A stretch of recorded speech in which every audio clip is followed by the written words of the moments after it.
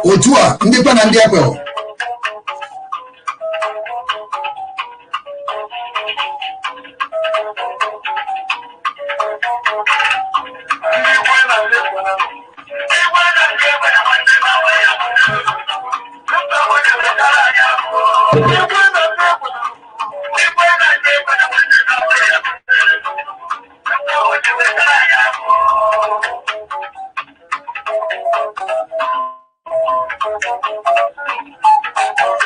Hello, my people. Welcome to the program.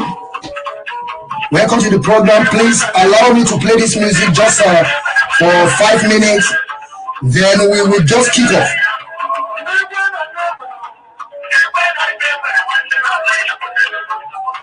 Please make sure you share the program, please. As you are watching the program, make sure you share the program. Share and invite your friends, invite your families. Invite your neighbors, because today is going to be a powerful. Today we want to expose them, because we are here to expose them, those that don't want us to progress. We must say this how it is.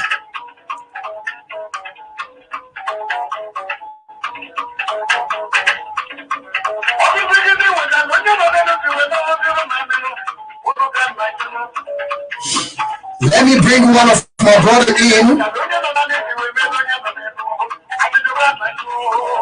Yes, my brother. Well, I know. Thank you.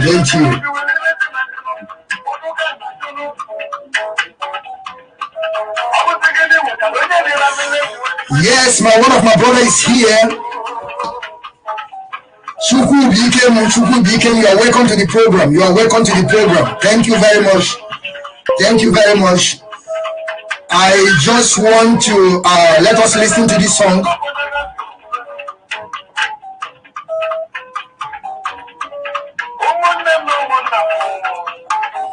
Please share the video, share it.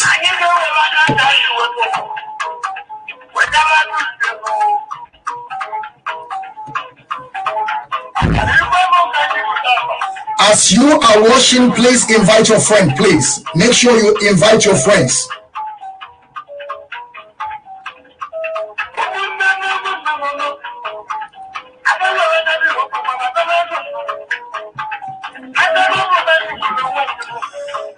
Yes, I have to bring my brother Ikenga.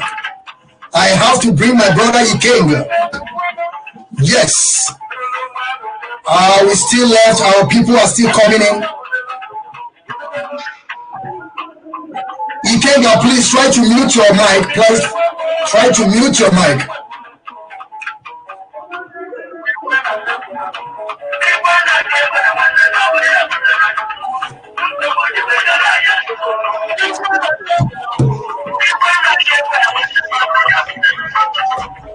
Ikenga, please try to mute your mic, please.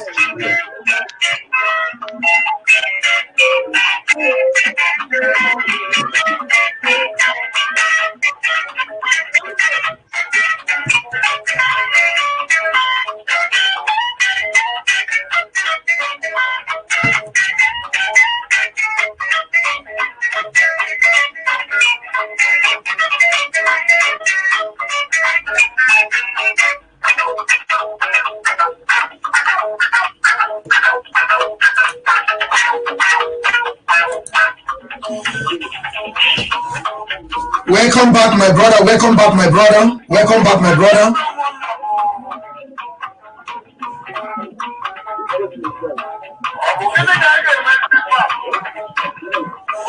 Yes, I have my sister here, Tamono Tone. She's here with us. You are welcome to the program, my sister.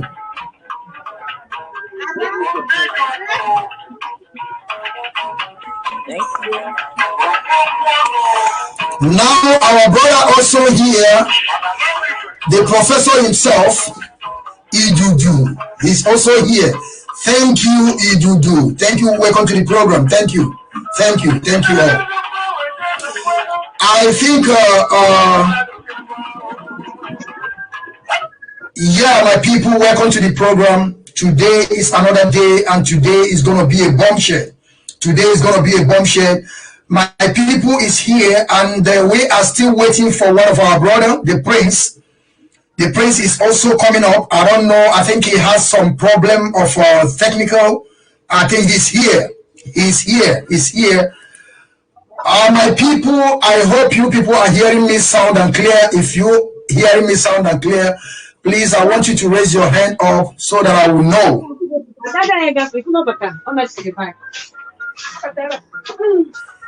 Ikenga, please mute your mic, please. Yeah, I think Ikenga has a problem. Now we will start the introduction before we will pray, because first and foremost we must start. I know that people have knows about us, but we also have to introduce ourselves to people. First and foremost, I will go by myself. I am Mazi Nnamdi, the Biafran child. I am under the leadership of Mazi Nnamdi Kanu, and everything we are doing is under his leadership. I want us to make the introduction so quick, and I will also mute my mic. And now that I will mute my mic, I want Tomoe to go. Then I will bring up the next person too. Thank you.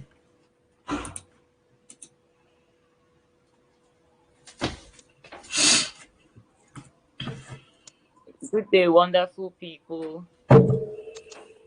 Blessed Biafrans. I greet you all in the name of Okutamno. My name is Tamuno Tonye, your one and only Bukuma sister from Ijo land in Biafra. We are here today with our lovely brothers, and this is the Strong Voices, the Biafran Strong Voices, and I hope to have an exciting time with you all today. Thank you very much for having me. Thank you, my beautiful sister Tamono Tonye. And now I will move to my brother next to Tamono Tonye, which is Idudu Oviemuno. Please introduce yourself, please. I will not call your name again. I will call half of your name, then you introduce yourself. Thank you. Thank you so much. On behalf of the Isoko Biafrans, I say I greet you all with the name of Ogene, as Chuko Kikabiama. In Isoko translation is Ogene. And we are the Biafran Strong Voice, and we are IPOB, and Nnamdi Kanu remains our leader, because he is the man and the only man that the mighty himself, the almighty creator himself, have picked up to lead his people to light. And that is why we stand by him, come rain, come shine. We don't have any other leader but Mazi Nnamdi Kanu. He is the one that has proven to us that what it takes to be a leader. My name is Idudu Oviemuno. I am from Ozoro community in Isoko tribe in Biafra land. And I'm so honored today to be in your midst and to talk about some of the issues going on in Biafra land and the entire zoo contraction put together. Thank you all. God bless you. Thank you, my brother, for your introduction. Now I will move to Ikenga. Ikenga, this is a guy name. Ikenga is a guy name. Now I want you to introduce yourself to people, where you come from, which province you are. Tell them, because they want to hear. Thank you. Welcome. Thank you very much, Mazi. Ikenga is not actually a guy name. Ikenga is a title. There's a difference between a guy name and a title, but that's just by the way. So Biafrans all over the world, friends and lovers of freedom. Of course, my name is Emmanuel Chibuzo Egwatu. I'm from Uluwagune with Newis in Anambra. Anambra is part of Biafra land. And I am operating under the leadership of Mazi Nnamdi Kanu, under command and control. So I thank you all. I thank you, Biafran Strong Voices all over the world. Those who are here, those who are not with us, those who will be watching, our supreme leader, our deputy, Nanya, and others. I say greeting to you all, and I am Ikenga. Thank you very much. Thank you very much for making that mistake. I also know that Ikenga is a title name, but I want you to explain yourself, and now you have done it. It's more better. Now I will go to the last person on our here, but it's our big brother, you know. It's always a, look at how he's smiling. The only smile itself don't kill us here. So my brother, I want you to go on and introduce yourself because your name is full here. When I begin to call it, that means that I have already introduced you. So better introduce yourself, please.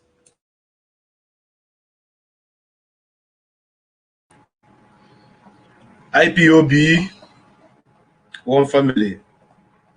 IPOB, one family. One family, IPOB. Cha-cha-cha-cha-cha-cha-cha-cha, Igbo kwenu. Cha-cha-cha-cha-cha-cha, Isoko kwenu.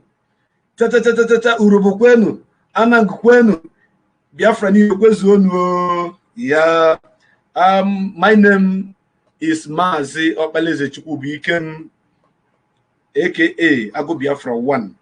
I am a Biafran. I'm from Enugu. Enugu is the Biafra land, the capital of Biafra, before it was moved to Umuahia, which was the last capital of Biafra. And I am a member of indigenous people of Biafra. I am a Biafran, and I am also operating under the command of Mazi Nnamdi Kanu, who is our leader, the leader of the indigenous people of Biafra, the biggest movement in the whole world. So this is Biafra Strong Voices. And today, I thank you so much, Mazi, for moving us, piloting us today. And I believe we're going to have a safe landing because today's program is going to be a bombshell. It's going to blast all our enemies away. So I use this opportunity to also invite our enemies, haters of Mazi Nnamdi Kanu, haters of Biafra, lovers of Biafra, and the lovers of Mazi Nnamdi Kanu as well. All of you should come because we're going to do justice to a lot of issues that is surrounding us. So thank you so much for bringing me on. Let you go, Kabiyama, bless all of you. Stay back and wait and see it as we unfold. Thank you very much. Yes, my people, some of my sisters and some of my brothers, they're having some technical problem here. But as far they come up, I will bring them as soon as they come. As soon as I see their red light, I will bring them straight. And before we go further, I would like to pray because everything we are doing, we must put the name of Chukwu Abiyama first. Because he is the one that promised us that this journey that we are going, that we must restore Biafra in our time. And when we are saying we are talking in our time, that is, oh, my people, they are having some technical problem, but we must proceed. I will let me, because at least I would like to have 3 people here. Before I would like to say a prayer because I want everybody to agree with me, you know, and I want you to invite your friends, please. One thing that you can, our sister is back again. Our sister is back again. I said, as far as I see their red light, I will bring them in straight away. Our sister is back right now. And I have to pray but before I will pray, I would like you to share this video, please. This is only what you can do for us. We are not asking you for money. We are not asking you to pay for us, to buy us anything. Only what you can do is to spread this gospel. Because if you spread this gospel, people will get to understand what we are talking about. And as we are saying, we are still repeating that we are under the leadership of Mazi Nnamdi Kanu. Everything that you see we are doing here is under the leadership of IPOB. We can never go against it. And now I would like to pray. I would like to pray before we continue because I have one of my brother and my sister, Tamono Tony. She's here, so we can proceed before other our brothers come inside. And I said, as far as I see the light, I will bring them in. Let us pray, my people, because it's only Chukwu Abiyama can guide us. Our Heavenly Father, Chukwu Abiyama, we have come today. We, the Biafran Strong Voices, under the leadership of Mazi Nnamdi Kanu, we have come today to preach the gospel of redemption to our people. And as we are preaching to them, we are also praying to them at the same time that they will understand our gospel, and our gospel will enter into their ear, and they will understand what we are talking about. And as we are here today gathered, to preach. We also pray to Chukwu Kikabiama to give us wisdom and knowledge so that we can be able to take any attack or anywhere it may come from, so that we can be able to defeat them. And we also pray for our leader Mazi Nnamdi Kanu, who is championing this struggle, and we pray that Chukwu Kikabiama will always give him strength and power to continue, because he is the only one that we have. And also pray for the leadership of Ipob. And I also pray for all our brothers that is here today, that is about to give the bomb church, because we're going to expose everything, every atrocity they are committing under the sin that people cannot see. We are here to expose them all. And God, Chukwu Kikabiama, will also help us and guide us and protect us. In Chukwu Kikabiama's names, I pray. You all can say before we proceed. You say watching, okay? You say. Yes, today is another day. We have my brothers and sisters, they are ready to go as usual. Because anytime we come here, we bring bombshell to people. We tell people how it is. And we cannot stop, because we have come to stay, as our leader always told us. And everything we are doing it, I keep on repeating it, we are doing it under the leadership of Mazi Nnamdi Kanu.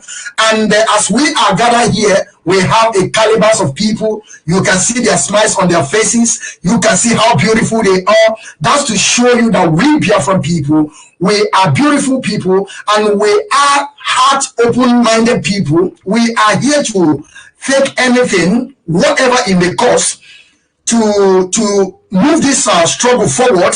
And we have a lot of things today to discuss, and believe in me, you people will love it. And believe in me, I want you, please share this video, invite your friends, invite your families, invite the freedom fighters and lovers of freedom, and at the same time, make sure you invite the enemies of Biafra, because we want them here. Those people that their ear have been locked, those people that they have been selected their head, we will reset them today. We will tell them how it is. You look at their faces, they are beautiful people. You people are beautiful. You people are so beautiful. And today we have a topic on our hand here. I have a topic on my desk here, which says we're going to be discussing about the connection with the Idu and Igodo. You know, I begin to find out the last broadcast of our leader Mazi Nnamdi Kanu, because I am from Ihala. Ihala is in Anambra, Biafra land.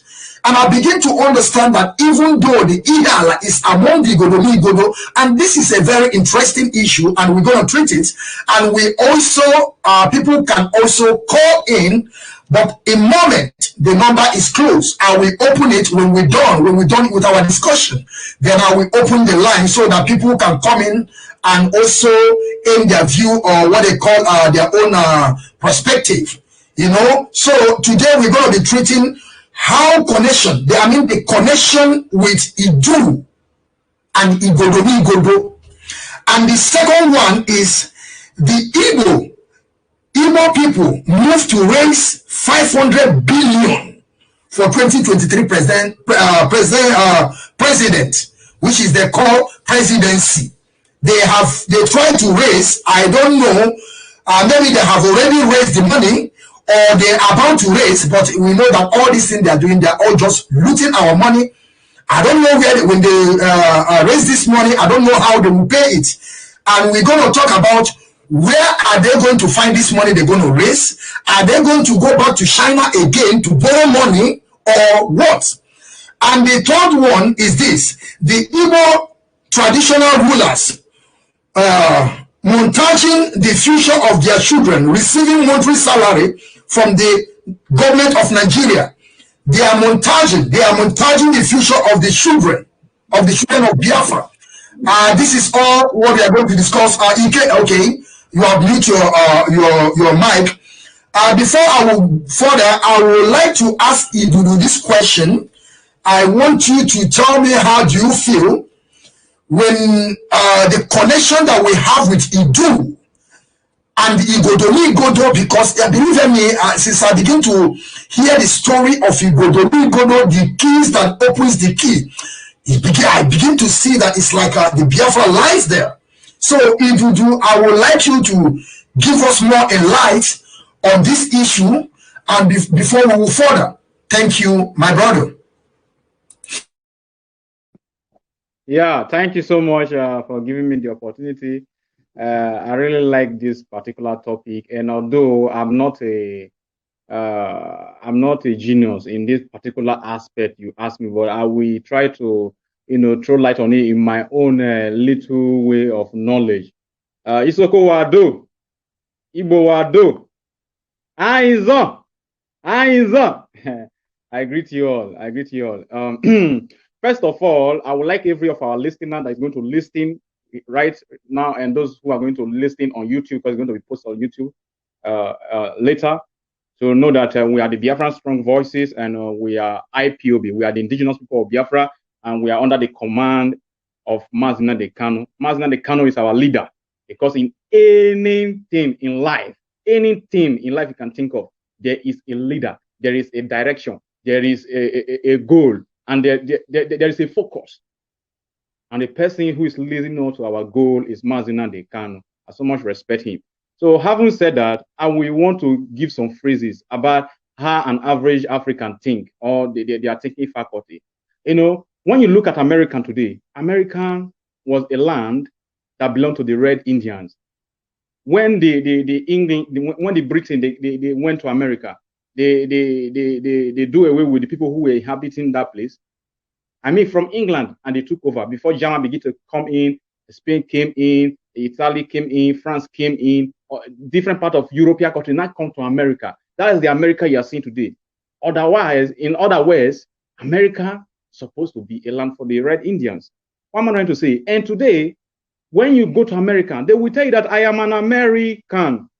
I'm not from England. But though they migrate in. When you go to America, those Germans that went there during that time, those Spaniards that went, they will say, I am an American. I'm not a Spaniard. I'm not a German. This issue I want to talk, I have deliberated on it some little time ago, and I just want to throw more light into it. What I'm trying to say, there is a saying, especially in the coastal part of Biafra land, that and we are from Bini, we are from Edo, we are from Edo. Don't get me wrong. I'm not trying to be negative here. Just listen to what I'm saying. I am from Bini, and they say that we are from Bini, and we are from Edo, we are this or we are that. Good and fine. But they don't take their time to go into details, to know the reason why they are saying that we have some connection with the Bini or the Edo. But don't get it twisted. It is not Bini or Edo, but Idu, Igodo, Migodo. The Bini and the Edo is a concocted version of the whole corruption that is smelling and rampaging the whole zoo contractor called Nigeria. That is why a lot of things have been changing. Even like Asaba is Ahaba. And we have places like even Anambra. I can't call the name correctly, but the proper name is not Anambra. The proper name is there. Those people who are from Anambra know the proper name. So when you are when you're living or you are being trapped in a zoo called Nigeria, a lot of things. In fact, we live our life as liars unknowingly. We lie to ourselves, like our leader used to say, Africa are not sincere to themselves. So I'm trying to say in essence that when you go to Okrika, you go to Kalabari, you go to Ikwere, you go to Omok, you go to Isoko, you go to Urobo, you go to Ijo, you go some business, and they say that we are from Bini, or we are from this, or we are from that. I don't get it. Now, if you listen to our leader previous conversation brokers, you will find a lot of truth about the whole thing. And I have been saying, and I've been discussing with a lot of people that it's not as if we are from Bini or we are from Igodo Migodo, but we and Igodo Migodo, we are brothers and sisters. If there was a chaos during the time of those days that led to some unbalanced system of the society, and some people flew our environment, and we welcomed them. I repeat, they came into our environment, and we welcomed them. We gave them land. Okay, you can settle here, you can settle there, you can settle there. Although before they begin to have those chaoses, we were the same people. Like our leader used to say, Biafra land start from Edo. That is Igodo Migodo. So it's just like if they are having chaos in Isoko land right now, and we ran to Anambra, and they welcome us. Does it mean that Anambra people will be singing that we are from Isoko or we're from Isoko? No, we came there, welcome us. That probably if we want to live with them, we have to be Anambra. We have to be Anambra. So, this issue, I raise it today. Maybe my brother, Prince Danliti, can throw more light into it. But before I conclude, I will say the Igodomigodo. If you look at that word, it looks like Igbo word. The keys that open keys. Idu is also looking like an Igbo word. Idu, Igodomigodo. Not the Bini is a corruption version. The Edo is a concocted version also of dividing of states. Concocted names. Even in Isoko, like they say, key. In Isoko, key is Ugodi. Or you can call it Igoni. Two things you can call it. Either Igodi or Igoni. So any of those you can is correct. So you say Igodo. Migodo. The keys that open that key. In Isoko language, we call it Igoni or Igodi. That is key. So you see that we have some things in common. It doesn't mean that someone that is from Enugu is also someone that is from Enugu. If they not came to Anambra people will not be saying that we are from Enugu. No, you came to us, we welcome you. You are our brother. In other words, what I'm trying to say next is that we and the Idu, we are brothers and sisters. We and the Igodomigodo, we are brothers and sisters. But we are not from Igodomigodo. But we are brothers and sisters. We have come together. We have we have mismarriage. They came into our land. We welcome them and they live with us. And that's it. But this issue of saying that we are from Idu or Igodomigodo, that is the version that I'm not going to buy. I have a girlfriend. She's from River State, Omok. I was talking to her. I told her. She said that they are from Benin. I said, who tell you that rubbish? Saying that's what they say. I say, okay, what is your name? Say, my name is Nwankego. I said, what that name Nwankego? What is the meaning? Since it's an Igbo name. I said, then what makes you? Do you know the name of people in Benin? He said, no. You don't even know Osas. You don't even know Osaswe. You don't even know all those. I don't even. So you should know that we are getting the wrong information. So I would like to draw the curtain here. So I would like to even anybody or probably personality or the today coordinator, which is Mazi Nnamdi, the Biafran child.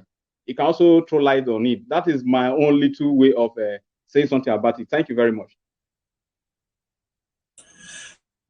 Okay, my people, please, as you are watching this program, please, I want you to share it, invite your friends. This is only what you can do for us.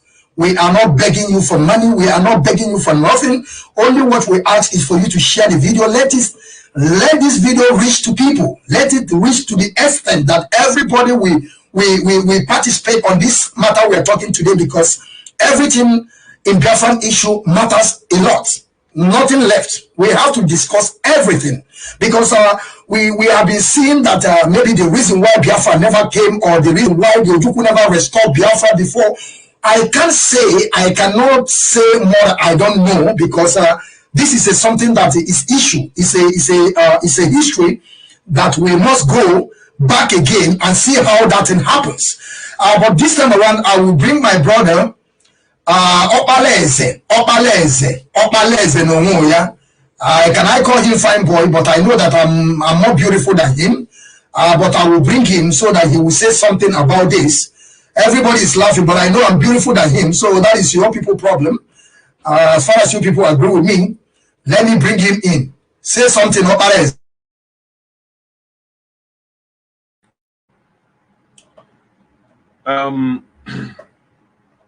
Great Biafrans, lovers of freedom, wonderful people, and haters of Mazi Nnamdi Kanu, those that are watching, I say welcome to the program once again. This is the Biafra Strong Voices. We are indigenous people of Biafra, and we have come to do justice to issues that has to do with us.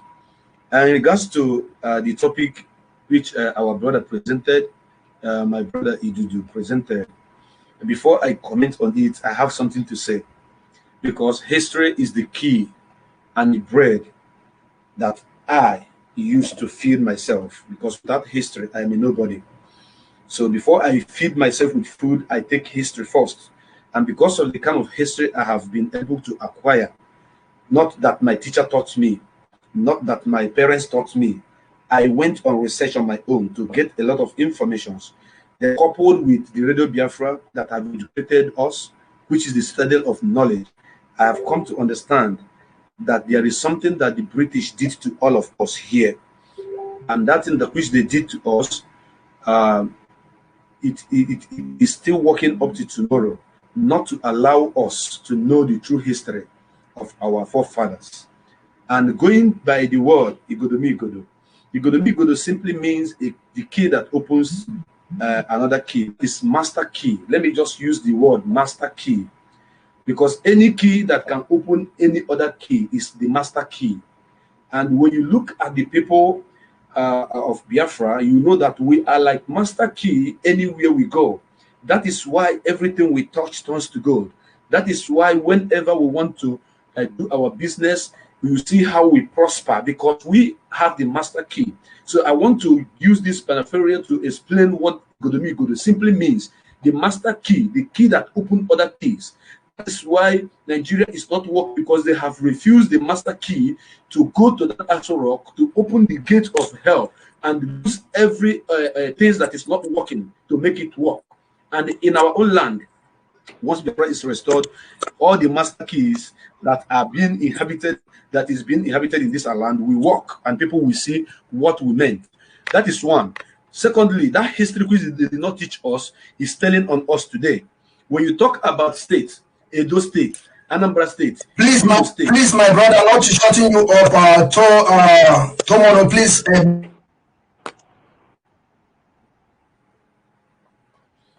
Thank you.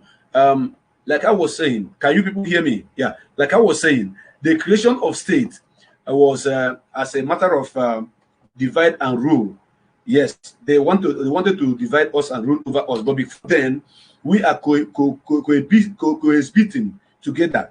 The Igbos will leave all flanks of Biafra land, the Igodo and all the part of Biafra, we are all living together peacefully, and there are a lot of tradition and culture that shows that we are one people. Because the way you get married in the land of Igodo is the same way you get married in Ijo, the same way you get married in Igbo. The same way. It's not like the North, where you receive some latches of cane.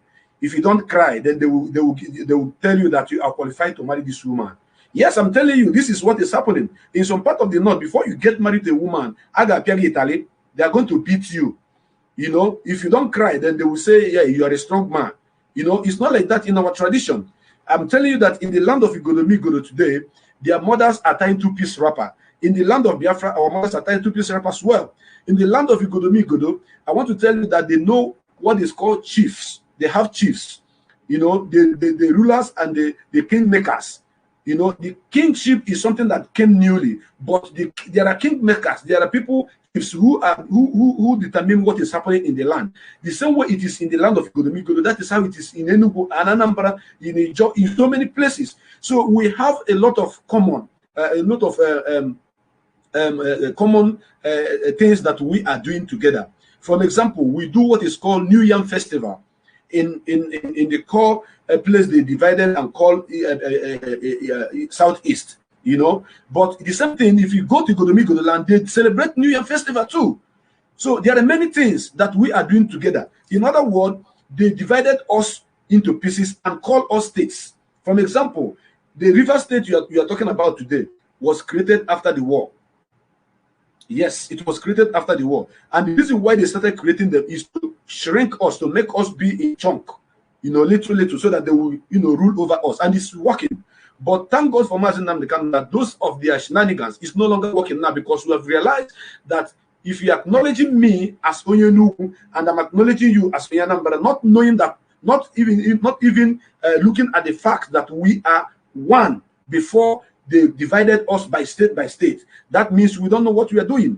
If you look at the place they call Edo State today, the former governor of the place they call Edo State, his name was Obomudia. Obomudia is a man from Ibuakere. The mother is from a place named as Ibuakere. And Ibuakere is where they have renamed and called Ibanke today. So are you telling me that the person whose name is Obom there, and meaning of Obom is Igbo language. Obom is like somebody who have come back life to again, like reincarnated a person. Like sometimes you say this person, the person that reincarnated you, reincarnated me. So by so doing, two of us are Obo. From example, I am in my father's, among my brothers and my sisters, my great grandfather is the one that reincarnated me in me. His name is Oji. Okay, then my grandfather is Okoli. You understand? Now my mother have 5 children. Out of these 5 children, I am the only one that Oji, which is the great grandfather, reincarnated into in my own father's among my father's children. So now my uncle that died last 3 months, he is also Oji, the same our great grandfather that reincarnated him. So he calls me Obo. And I want to explain this because it is in our Igbo tradition and our culture that all the people that understand all this will be able to differentiate what I'm trying to say about the man you call Obomdia. So that word Obomdia is practical Igbo language. Take it up and down, divide it anyhow. So in Edo State, our people are living there, and we are together. We are one people. So the word Igodo, the key that opens the key, the master key that opens every other key, is a word that we Igbo are also calling Igodo, which is key. And in their land, it is also Igodo, which is key. So what I'm trying to say is, I like to say things that I know 120% the way it is. Then anything that that is maybe should I say hidden about Igodo, we will still get to it. We will still get to know it, and we are going to still going to bring it to the world. But for now, we are one people, and I thank you so much, my brother Ijudu, for bringing up this particular topic, because we are one. Nobody can divide us anymore. So thank you so much. I step aside as at this point. Thank you.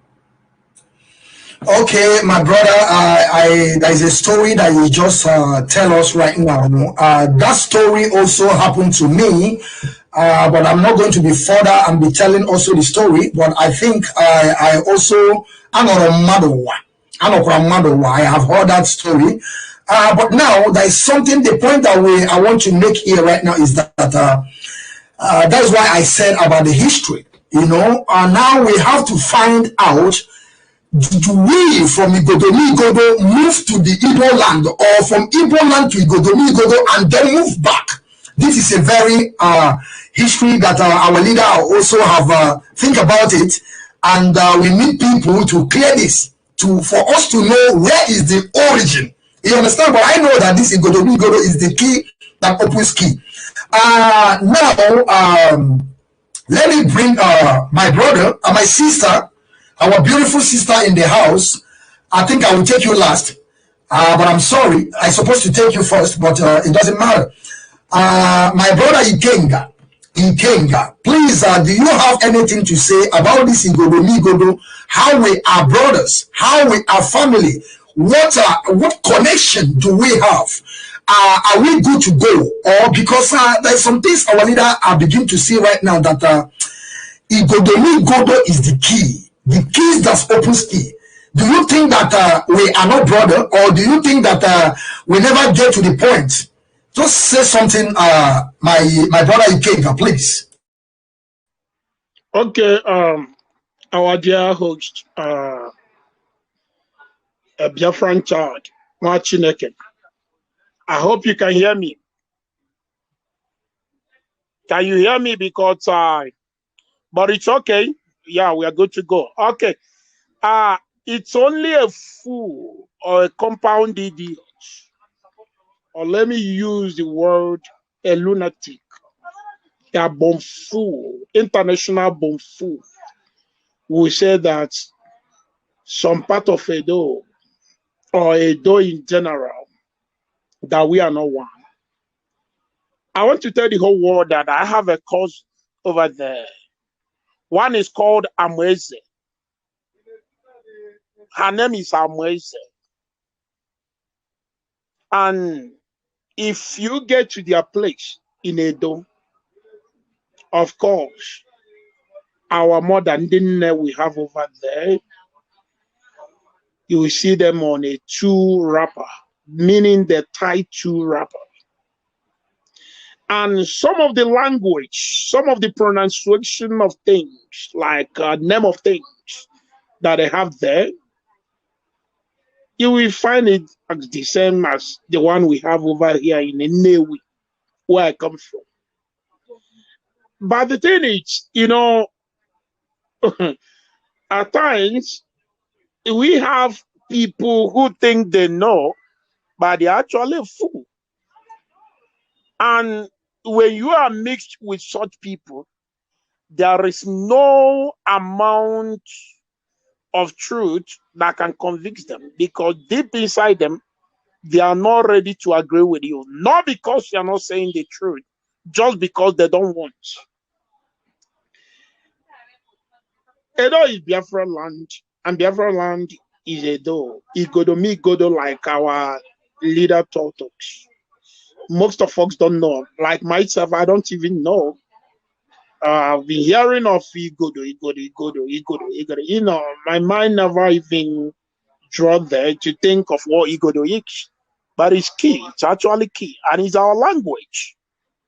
So if the original name of Edo, the present Edo, is Igodo, it's automatically a Biafra land. So any animal or any bomb like I call them international bomb that come up and tell you that, oh, Edo is not part of that person, it must be drunk. That person must be, stupidity. There is amount of stupidity that will sink into your blood. It will make you behave like a swine. So I want to let our people, our cousins, our brothers in a Godo that we are one, and nothing, no amount of propaganda, no amount of division, no amount of gossip, no amount of then current that will, divide us. I have a cousin there, and I said her name is Amweze, and Amweze, like is Igbo name. And there's a family very close to my own family, and their surname is Amweze.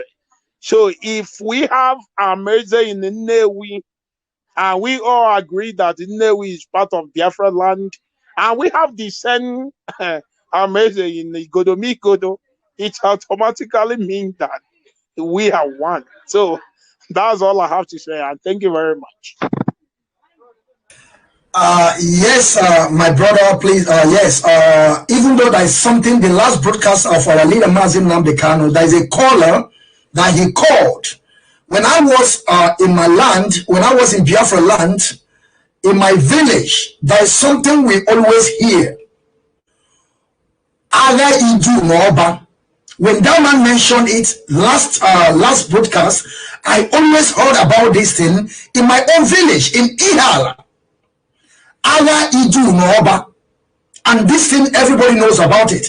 And we must also understand that these people we are saying, which is Igodo or Idu, they have also 4 market days. They have also 4 market days. Yes, in 4 market days, in different areas, maybe like in our place, we always have Nkwo. Nkwo is the biggest market. But when you go in other places, maybe Eke is the biggest market. So they also have the 4 market days. That is what we're supposed to understand. We are one people. I know that we are one people, but the issue is this: where did we start? Where is the beginning? And we will soon get there. As we are proceeding, as we are moving this struggle forward, we must get there. We must know where the beginning started. And now my sister Tamuno Tonye, the beautiful lady in the house, you are so beautiful today, even though your hair, I don't know, maybe this is the latest Brazilian hair. Yeah, and I hope it's natural hair. I hope this one is natural. Yes, my sister Tamono Tony, please, I want you to say something about this Igodo and the do, to tell us if we are saying the same thing, if you agree with us or you disagree, because here we can also disagree. So tell us if we are the same people or not. Thank you, my sister.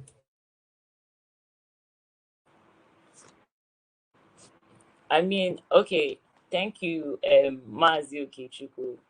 Before I continue, I wanted to make a slight correction to our brother Mazi Prince Darlington. He said that the River State was created after the war. Actually, River State was part of the core states created just before the war by Gowon in order to separate Biafra. That was one of their first war moves. When they noticed that we wanted to be on our own, he went ahead to, rally around people like the Spiffs and the rather what was this guy's name? Bibi Biriye, Arodapa Biriye, those people that pushed our brother, what's his name?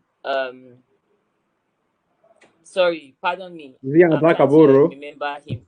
Adakaboro. Arodapa Biriye was like a godfather, kind of someone that Adakaboro kind of looked up to. So those were the people that were underground, that were doing all the moves to make sure River State was removed and sliced out because they were working with the Futajalon Janjaweed. So I just wanted to make that correction. River State was created on the 27th of May, 1967, just before, just during that point to destabilize Biafra, so to speak. Furthermore, looking towards this thing with Igodomigodo, that's obviously something that we really need to learn about, because it's so heart-wrenching thinking that our people have been scattered all over. Our people, because if you want to look at it, it is still our people.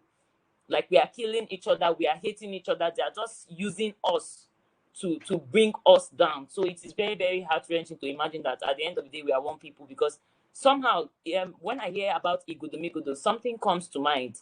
Some things like when the Calabaris speak, they tell you that they are from, some people tell you that they are from Edo, okay? And Edo is something that is, which day did the Edo kingdom start? You understand? Which day did Edo become Edo, and which day, how long has Calabari been there? I don't know if you understand me. So how will we say we come from Edo? Edo was just like some few years ago. So how will we really say that we come from Edo and we are like a very old people? We are part of the Ijo, the Ijo tribe. So it's something that really begged me to wonder. So when our leader really, I never really put my mind out on it, but I've always had that nodding thought at the back of my mind. So when our leader, people started calling in our sister, Owa Sophia, the Esan people speaking out that look, this is who we really are. I started thinking, so keys to the kingdom. People will say the key that opened the key. Me, I look at it as the keys to the kingdom. That great kingdom, that's the door. That's that door where when you walk into it, so now then be the door. And if you realize something, one of their Oba, I think, is it a Remudia or which one? The one that was Oba during the Biafran war, he was instrumental in the sabotage of the Biafran struggle. So that tells you something. Imagine if that guy was never part of it. See, there are a lot of yes. What you know, please check the link and bring in Wasofia, please. She's supposed to be here right now. Please check. Thank you. Continue. Just 1 minute. You mean that? Okay, she's in. Okay, she's in. Okay. Tamono, continue. She's in.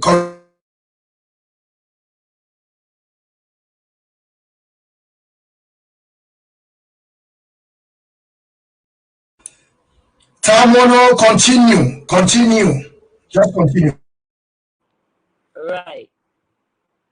Okay, so it just goes to tell you that maybe at that time, we weren't all in league, and this wonderful kingdom, there are a lot of people that still need to be saved, and there's still a reason why I believe that God has raised people inside the Godomigodo land, like our sister, Owa Sophia.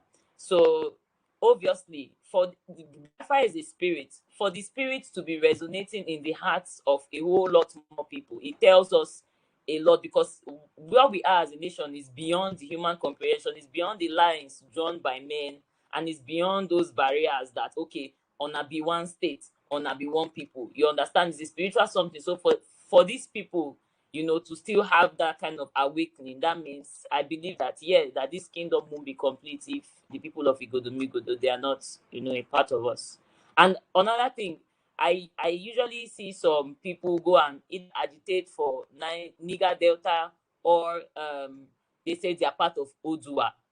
Now, see the thing about the Odua. The thing with the Odua issue is that, according to some records, because I know that when we on how Biafra is restored, immediately we get Biafra, a lot of all these things will be coming to light. But there's one thing to understand, that there is another story that says that the Oduduwa, which the Yorubas hold kinship to, say is their progenitor or whatever, something like that. There is a story that says he is actually a prince from Igodo land, I think. So if Oduduwa is a prince from Igodo land, or is a prince from the Edo or Benin side, how can they say that, oh, they are going to Yoruba? Meanwhile, you understand, I'm saying, if there's any truth to the story, there's a story like that. So if there's any truth to that account of history, or someone that ran away, how can they not say they belong to Yoruba when they are the motherland, or they are where it started from? It's crazy. So yeah. Thank you, my beautiful sister. Thank you, sir. Yeah. Thank you, man. It's okay, brother. Thank you, sir. Thank you. I hear you, sir. I hear you. I hear Okay, I hear. everybody. Thank you. Tamuno, thank you very much. God bless you, sir. Can I talk? Yeah, Sophia, BJ, please, can you just mute your mic 1 minute? You will come next now. Yes, you know, I'm so happy too that Uwa is here. She's here. I'm so happy because the first time that I saw Uwa, when she just started, she always said that Igodo is the capital city, You know, I was wondering, every day this lady will come out and be shouting the same thing. If you tell and finish, you say, no, now we need the capital, and you know, I couldn't find it out. I couldn't know how this thing is ringing on her mind every single day. And when last call with our leader, when they said Ogo, the war of Idu and Oba, you know, I begin to understand that we have gone so far. Today, I want you to say something because I think you know more better. You can explain more better, please. My sister, come in. Thank you, sir, for this opportunity. I love you all. You know that there is a parable in my language. No matter how light cover darkness, darkness cover light. One day, the truth must come out. How the truth will come out, it doesn't concern anybody. You understand? But the truth must come out. So, first of all, I will say thank you to our brother Murphy for the many what came up. And I know say we all are human being. Nobody is honest. Nobody is perfect. So one person must make a mistake. I must shout out to that guy, and I must also shout out to our sister Mercy Coco Johnson. Is a great woman like me. So, you know, what Tamuno just said. He said the Kalabari, the Ikweres, the Olicha people, even the Isoko, Wari, and all those areas, the Agbos, they were once in Igodomigodo, that city. They host that city. They are the Jaws, they are the Aborigine, the Robos, they are the Aborigine of that city. So, my brothers and sisters, I will not say that I came from that city. You understand? As maybe growing up, know myself as a Bini woman, and will now started be lying. No, we all are one.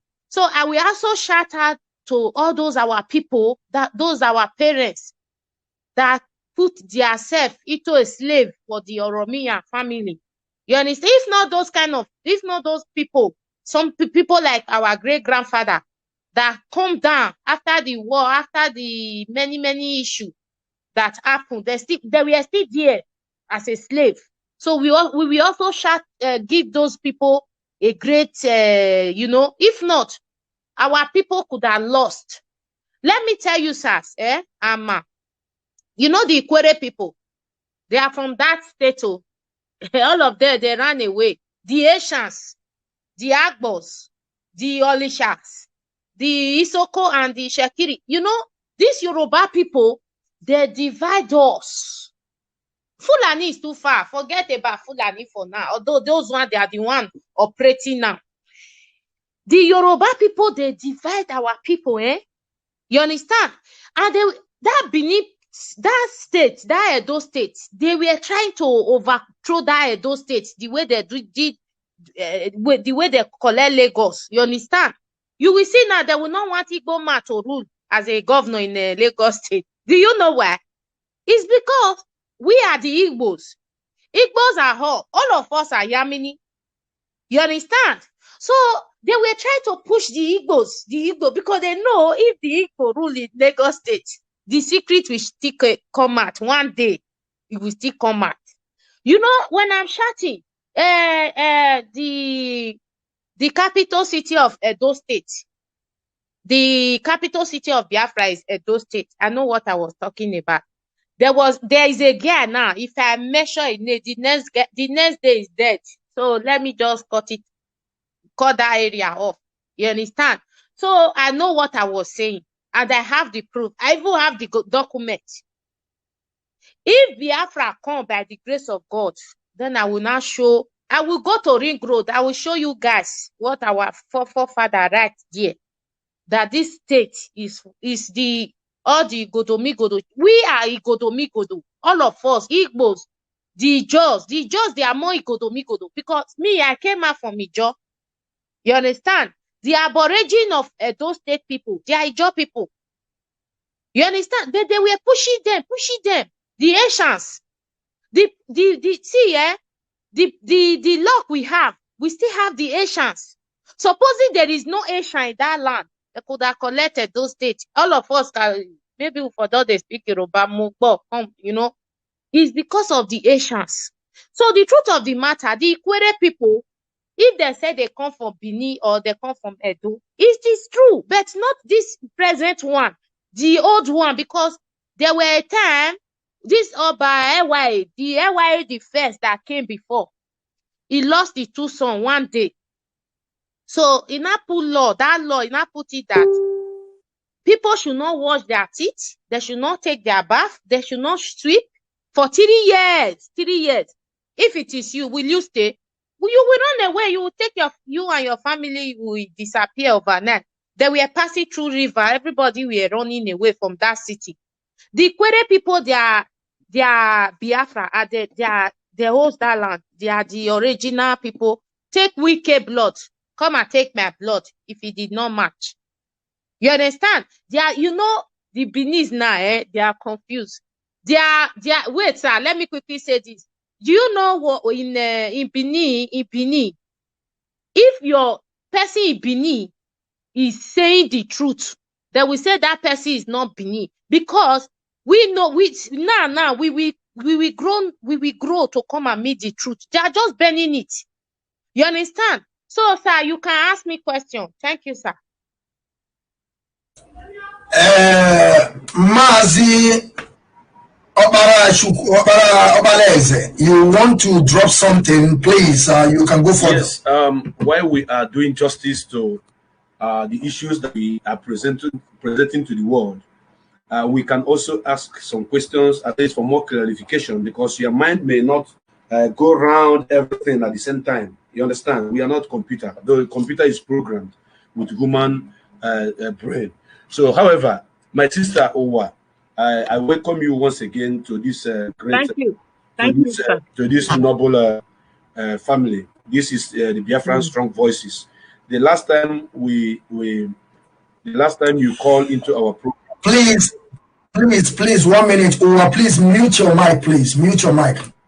The last time that you called into our program, I told you are supposed to belong here. You're supposed to be one of us, if you can remember. but I have tried to write you so many times. You are not responding on Facebook, and I decided to, stop. However, welcome once again. The question I want to ask is this: what is the meaning of Edo? EDO. Where did the name emanated from? Wait, let me answer that one. I want you guys to answer me a lot of questions. Ask me a lot of questions. Me. So, sir, the meaning of Edo is Ado. That name is Ado, not Edo. You understand? And what is the meaning of Ado? Ado is the first son of the first son. Eweka, the Oba of Benin, the first son. The Oromiya in Ile-Ife give the son. You know, they came, they bring fight to our land. So for that fight that they bring to our land, they were fighting. So they now stole one girl, one Ogiego daughter. There is a prince, a chief, which is duke in Igodomigodo land. They steal one of his daughter to Ile-Ife. You understand? They now impregnated that girl.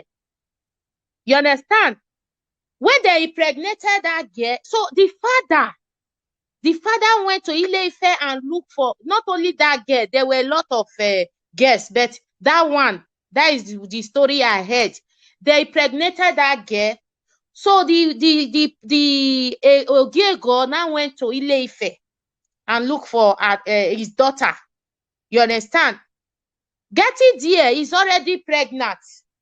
So the man now beg, please bring my daughter back. Bringing that girl back. Then I send warrior. You understand? Then I send warrior and follow that girl to Igodomigodo land. So that warrior they were guiding that girl until she gave birth. When he not gave birth, he not gave birth to a boy. So that boy, his name is Ado. Ado is that is the name they give that state today. They not change it. They change it. They not change to You know, there is a way they change it. If you go to Benin City today, they change a lot of things. They will not change it, so that people will not suspect that name. That is the meaning, sir. Thank you. Ask another question. Okay. Because as a history student, I like to learn, and I like to keep record of what I'm learning. Also, while we are presenting this program to the world, I know that many people would like to ask this kind of questions. So when I ask, it is the same thing. Edo, from my research, was created in 1963. Edo, the word Edo came in existence in 1963. Before 1963, what was the name of the area in general? Do you know? If anyone you don't know, you say you don't know. The one you know, you answer, because I have my reasons. I have my reasons why I'm asking this question, because I am a lover of history, and I keep history intact. So the reason why I ask you this, hold on. The reason why I ask you this is because I am from Anambra. But when the Anambra, when Enugu was created out of Anambra, now I become Enugu. And somebody from Anambra now see me as a Enugu person, no longer Anambra person. But automatically, before we were all Anambra, before Enugu was created out of Anambra. So this is the point that I want to drive here. So unmute and answer this. What is the name of the area before Edo was created? Thank you. Okay, sir. What was the name? You know they were dividing us. You know the Yoruba people were trying to divide us so that we will not know where we came from. I write it here. Yes, it's true. 63, it was created as an Edo. It was created. Why it was created? Oba Bini, we are doing meeting with the Yorubas, the Oba in Yoruba land before. You understand? So that time, he now came and said, they are speaking Yoruba in that place. You understand? So he now said he will not go there anymore. That he will try to form our own in this the place they call Midwest. You see that time Midwest now came. You understand? So if you look at all these Midwesters today, the Ile-Ife people, for example, Olu of Warri is a Midwester, from Ile-Ife. Obi of Agbo. Point of correction. Sorry, my dear sister, please. It's not a law of Warri, it's a law of Ichekiri. No. For Ichekiri people alone. Thank you. No, I know. I'm just trying to they have Ichekiri. They have Ichekiri, all of them. They are from Ile-Ife, all of them. They have Ichekiri. Yeah, but it's not a law of Warri, it's a law of Ichekiri. That a law of Warri is just to dip in and take something from us. Thank you very much. Okay. But I know that I know it to be a law of Warri, but if it's not a law of Warri, I don't know. So, you know, all those Midwestern, Agbo and Isieluku, all those Asaba, all the people there, they are from Ile-Ife. You understand? So the problem, the Midwest, it was called Midwest before Edo. Oh, you understand? Hold on, excuse me. He said, hold on. He said they were from Ile-Ife. Yeah. Hold on. I want to know the connection with Ile-Ife and the Ile-Ife and the Igodomigodo. What is the connection? Is it the people of Igodomigodo that come from Ile-Ife, or the people of Ile-Ife came from Igodomigodo? Listen, we did not come from Ile-Ife. Okay. The Oba and some of his brother, the warriors, they came from Ile-Ife. But now we will not know them anymore, because all of us we are Edo people. You understand? The people, for example, my grandfather, father, they made there in that land. You understand? The royal people came from Ile-Ife. You understand? Before the royal people came, was there a royal family that was existing before they came? Yes. There was a royal. What is the name? Ogiamie. Okay, so the ones that came from Ile-Ife came and overthrew the ones that were there already. No, listen, they did not just overthrow them just like that. There were two kings. There is after the fight, many fights. So that our Aboriginal king now settled with him that okay, let's have an agreement. You can stay there. You understand? You can stay in this part, I can be in this part, but we don't want bloodshed anymore. That was what happened. So by the power of the Oduduwa people, they were now oppressing the Aborigine. You understand? They were now oppressing the Aborigine, for the Aborigine not to have the power. That is, you see the people there, they are the Aborigine. Even the boy that's supposed to enter that throne is be vanished till tomorrow. We don't know where he is now. Okay. You understand? Okay, I understand you. Now, going back to the connection between the Ile-Ife prince and the Bini, let me not say Bini, and should I say Igodomigodo people. There is this belief of Oduduwa fell from heaven. There is this belief of that Oduduwa fell from heaven and they landed somewhere.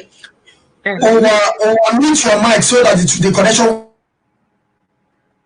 There is this belief that Oduduwa fell from heaven and landed somewhere, and from there, you know, when human being fell from heaven, I don't know if he fell and the wife also fell, or he fell to meet a woman there. I want you to throw a light on this, because I have read a book. The fall of Benin Kingdom of 1879, either 1879 or 1897 or so. Yeah, and somebody was talking about how Benin people came from Ile-Ife, but I have seen the counter narrative which says no, that it is the Ile-Ife people that came from Benin, and how Oduduwa fell from heaven. Can you put more light to this, because our viewers will be interested to know about this, based on what you understand what you know. If you don't know anyone, please, I want you to leave it so that we can still go into research to know more about things we need to know. Thank you. Thank you, sir. Nobody fell for heaven. That one is a scam. Nobody fell for heaven. You see, these people, our father, they killed them. Oh, they kill our father, our great-grandfather. You see, America, they traced from California to Benin City. The 85% of the slave, they sued our people. You understand? They sold them. So, my brother, let me just go to that point. That one, the Yorubas, they are talking. They are lying.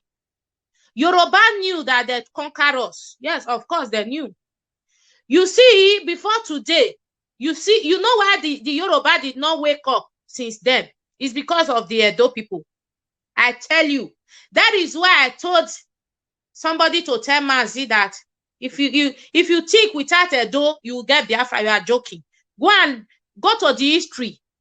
How this Oba father betrayed Ojukwu. You understand? Because they knew if Ojukwu win at that time, you understand? If Ojukwu win at that time, there will not be enslavement. There will not be enslaving us. You understand? They will not say today, as 2020, we are their slave. The Yoruba knew it very well. They know. Go and ask the Yoruba. Yoruba people are calling the Benin people their slave. You understand? Yoruba people. Yes. They are calling Benin people their slave. Wait, let me land. Mazi, wait first. Okay. Oduduwa fall from heaven is a lie, is a scam in the pit of hell. Nobody fall from heaven. Everybody are human beings. Is that why they are using it to oppress us? Do you know that in our language, they will said, let me use broken. They will said is heaven. Oba of Benin is from heaven. Is a lie. The senior son of Oba of Benin is in US. He's smoking cocaine. This one that is sitting down there is not the senior son. Okay, the senior son Murphy bring out the other day. Is it not the senior son? And they have already crammed the second son. So they are just trying to play in our intelligence. They are lying. You understand? These things are lies. My sister Uwa, thank you. Please, I want to ask you a question again. I think my sister Tamuno Tonya, she also want to ask you some question, but after I finish, she will ask you because we have a lot of time to discuss. Because that is what brought us. Okay, you don't have anything, Tomoya. Okay. We have a lot of things to discuss, and we are here for. I don't have a question. It has something to do with what they just said about Oduduwa falling from the sky. Okay. Later you will ask the question. No problem. Okay. We have a lot of time. We have time, and we have enough time to discuss whatever we want to discuss. We can stay here till tomorrow. We can stay here till next tomorrow. We have come, and we are not going back. We always. You are laughing. We can stay here till tomorrow. If you people don't know, I can expand the time. You know, I'm the one in charge now. I am the one in charge. I can make this thing to be 5 hours. I want you people to keep it in mind because this thing is getting more interesting. As we were saying, because I don't know, maybe Uwa is hearing me because he just left for a minute. I think I will have to wait for her because I don't know, maybe she's hearing me or not, because the question, okay, you can go further. Okay, she's here. My sister Uwa, there is something I used to hear. I don't know how that thing come into my mind now, and I want to ask you that question. Why they are making such a statement? Like when you see an Ishan person, you kill the Ishan person first before you kill a snake. Is that thing happening in Benin, and what does that mean? You know, Isha, there is a story that Ishan king. You know, there is a story that the Ishan killed one of the king, Oba Esiki. You understand? So you know what happened? They said at that time, the Ishan, they were stealing their children. Maybe if they have twins, the Oba of Benin will take one. Then we enslave the other one. Then we kill one and slave the other. So they couldn't take it anymore. You understand? It's a revenge. They have to revenge. And then not kill one of there is the king that were ruling at that time. You understand? They not kill the king. And that king mother was very strong. He was a witch. He were killing a lot of children, killing even the Aboriginal Igodomigodo people that were living in that Benin city. They said the woman killed a lot. You understand? So the because of that issue, that is why they said if you see an Asian man, you understand? You first of all kill snake, kill Asian man before you kill. It's not only Asian man. They brainwash the Beninese. Let me sing one music for you. Benin are good people. Igbo where they kill people. Esa where they run enter bush. Urobo na wayo. You know, Urobo people be us. We were Urobo. You know, Urobo, I think Urobo we are tricking them. Because the Aboriginal king, Evian, was a Urobo man. You understand? But at the same time, Igodomigodo's son. You understand? So they killed him in near my area. They killed him. They later killed him. You know, all these things did not happen one day or 1 year. You know, as the year going, they were having their power, were expanding to today. Even Obafemi Awolowo is the one that gave this power to them. You understand? Before the Biafra war, their power was not like this. You understand? They were still the deal our forefather made our forefather made before. There was still the deal that they call Ekiokpara treated. They were still following the rules. You understand? They were still paying the dues to the Aboriginal people. Is the Yoruba? They know what they are doing. When are they tell to now they say, I know it Yoruba. Okay. To now, please mute your mic, please. Mute your mic, please. If you want to come in, I see that he have a lot of things to ask, or he want to contribute, or he want to add some things on top of it. My brother Idudu, you can come in and tell us what you have before we proceed. Yeah, thank you very much. I have a question for Sister Uwa because this particular topic is expanding and expanding. We never expected that it's going to be this long and something big. Yeah, it's not having branches and dimension. But before I will ask Sister Uwa this question, because we are here to learn. Sister Uwa, any question I ask you, trust me, it's not a hate speech. You know, I just want everything. I just want to notice in total, in details. Okay, I might be wrong, but you can make it right. And if we cannot make it right, as time goes on, we'll begin to know more things about us. Before I will say that, I would like to correct the impression of the Olu of Warri. He is not the Olu of Warri, he is the Olu of Ichekiri. The same bastardization that is going on in Edo through the son of the daughter, the Oba, I don't know his proper name correctly, that was being brought from Ile-Ife by a pregnant daughter of Igodomigodo that was being pregnant by an Ile-Ife son that is not causing problem. In fact, just that pregnancy sabotaged the first Biafran war, because we know the history of the participation that took place, that the Oba Bini contributed to the first Sabo during the Biafran war of the time of our internal leader, Chukwu Emeka Odumegwu Ojukwu. What I'm trying to say is that it was, first of all, the Nana of Ishekiri. In Warri, we have the Shekiri, we have the Urobos, we have the Ijo, and we have some Isoko also. Now, how can a big city that is like as of now, it's like a market for mad people, because you cannot even boast of Warri for nothing, for any reason. How can a city that is comprised of almost 4 ethnicities have a king and they will say it's Olu of Warri? It is not proper. It is not proper. The Warri I know, Urobo people are the most populated and more indigenous. Let me not say what I don't know, but they are the most populated in Warri. But what I'm trying to say in the sense that there is nothing like Olu of Warri. It was the time of Awolowo, just like our sister who have said, that Awolowo gave them power. The same issue that you are having, my sister Owa, in Edo, the same issue we are having in Warri, the same bastardization of making somebody powerful to enslave every other person. Even Olu is not an Ishekiri language.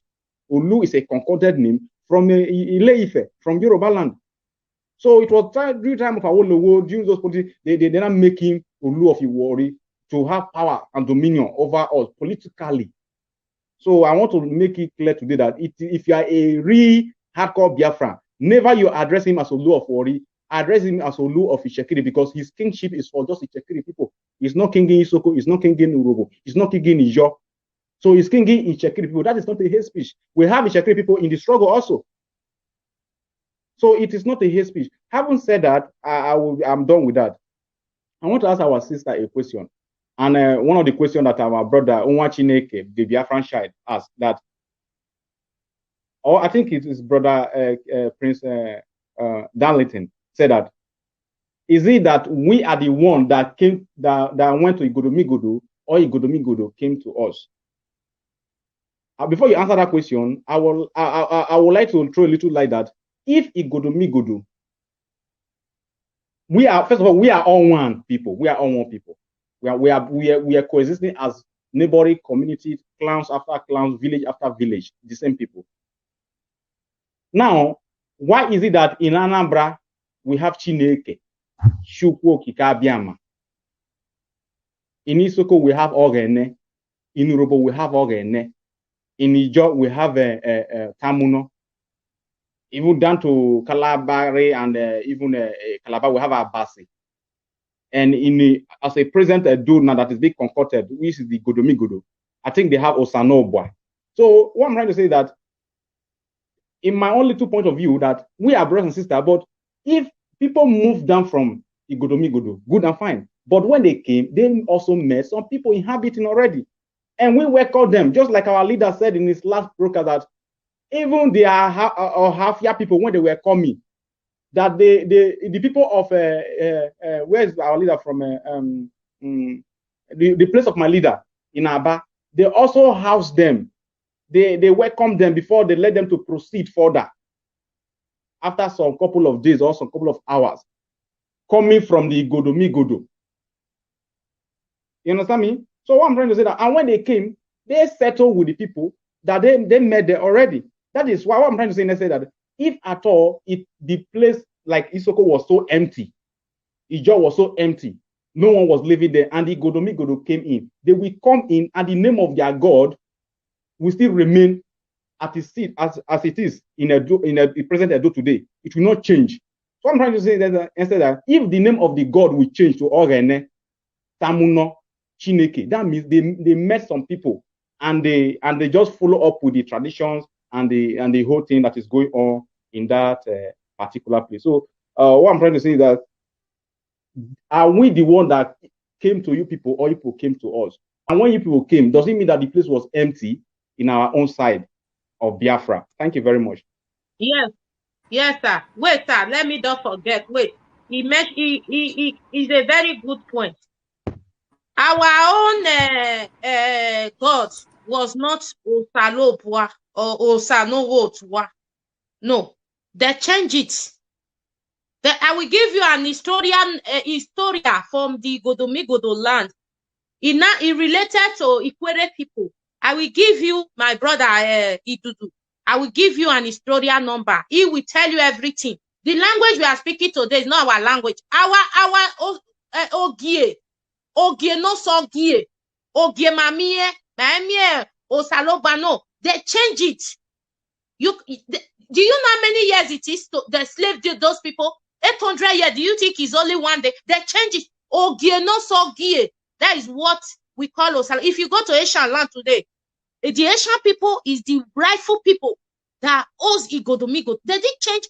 They change a little bit, but it's not like the Igodomigodo itself. The people, you people came from there because where the according to the historia, the people that is teaching me, where this place, this Igodomigodo city, we are very much, sweet.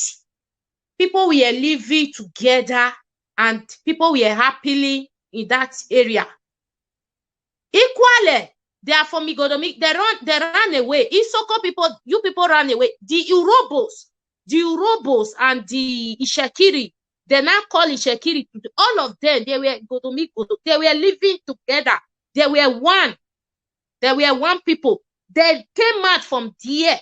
That is why the Ikwere, the rivers, they will say they came from Benin. No, it's not Benin. It's Igodomi. I will give you somebody's number. It will tell you. The language we are speaking today is corrupted by the Yoruba language. Our language, they told me that our language was Eka Azekazudo. That is our language. Azekazudo. Ogie. Ogie, no so Ogie. That is the name of the God Almighty. But today is not Osaloba. Fine. People are calling Osaloba, but the real name is Ogie. They don't see Oba. That is why they say they don't see Oba is Ogie. Mamie. You understand? If you are not there, you will not understand. But thank God the Asian people, they understood very well. Thank you, my brother.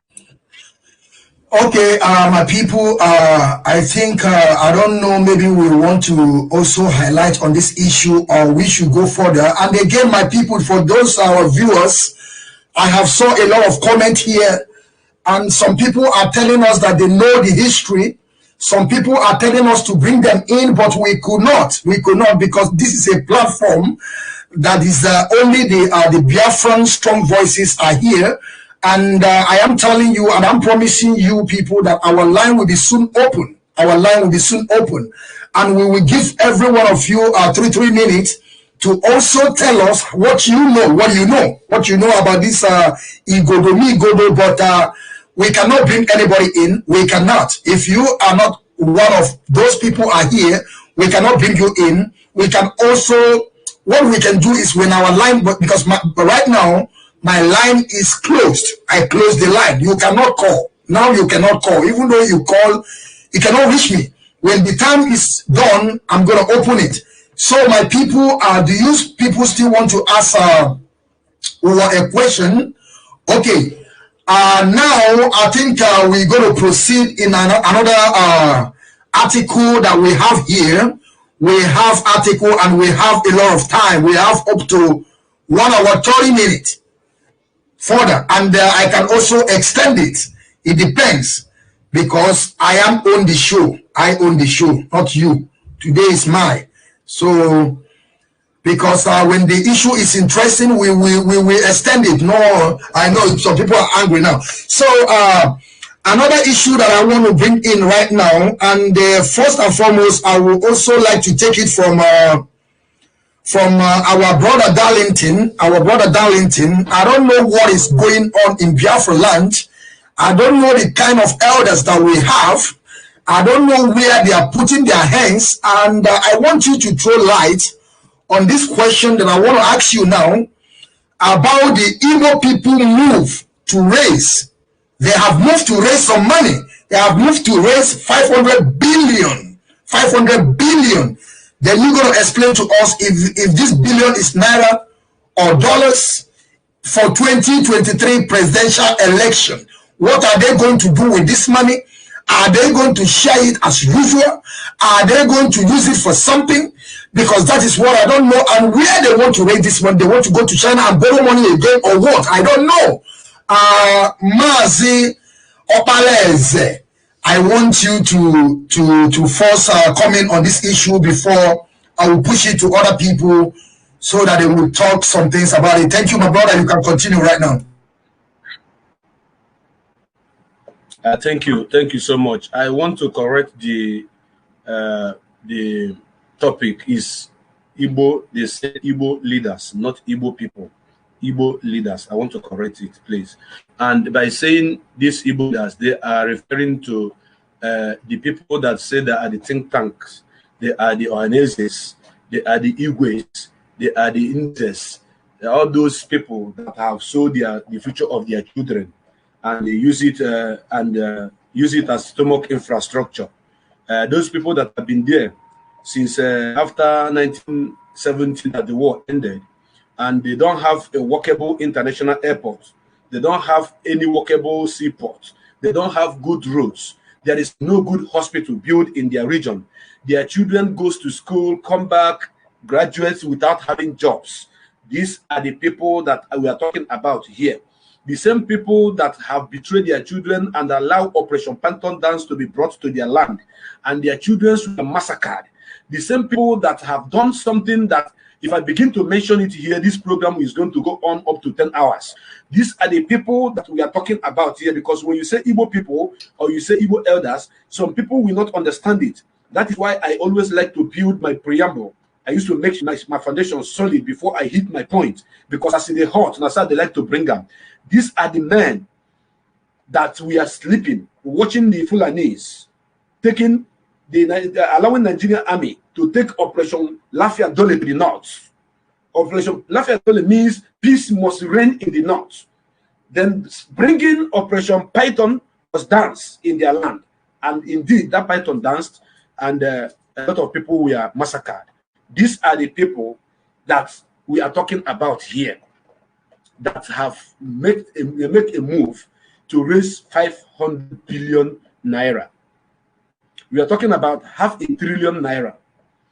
They are making move to raise this money, then to, you know, for a campaign to raise an Igbo presidency. Now, the reason why I choose to discuss about this is because I have seen a lot of things happening since I was born as a Biafran of Igbo extraction. And I knew exactly how our kings, our queens, our traditionalists, our chiefs used to think and think far back as I was growing as a child. I'm no longer a baby. If you look at me, I look young, but I'm not a baby. Okay? If I tell the world my age now, some people will not believe me. But I am conversant with what has happened in the past when I was growing up.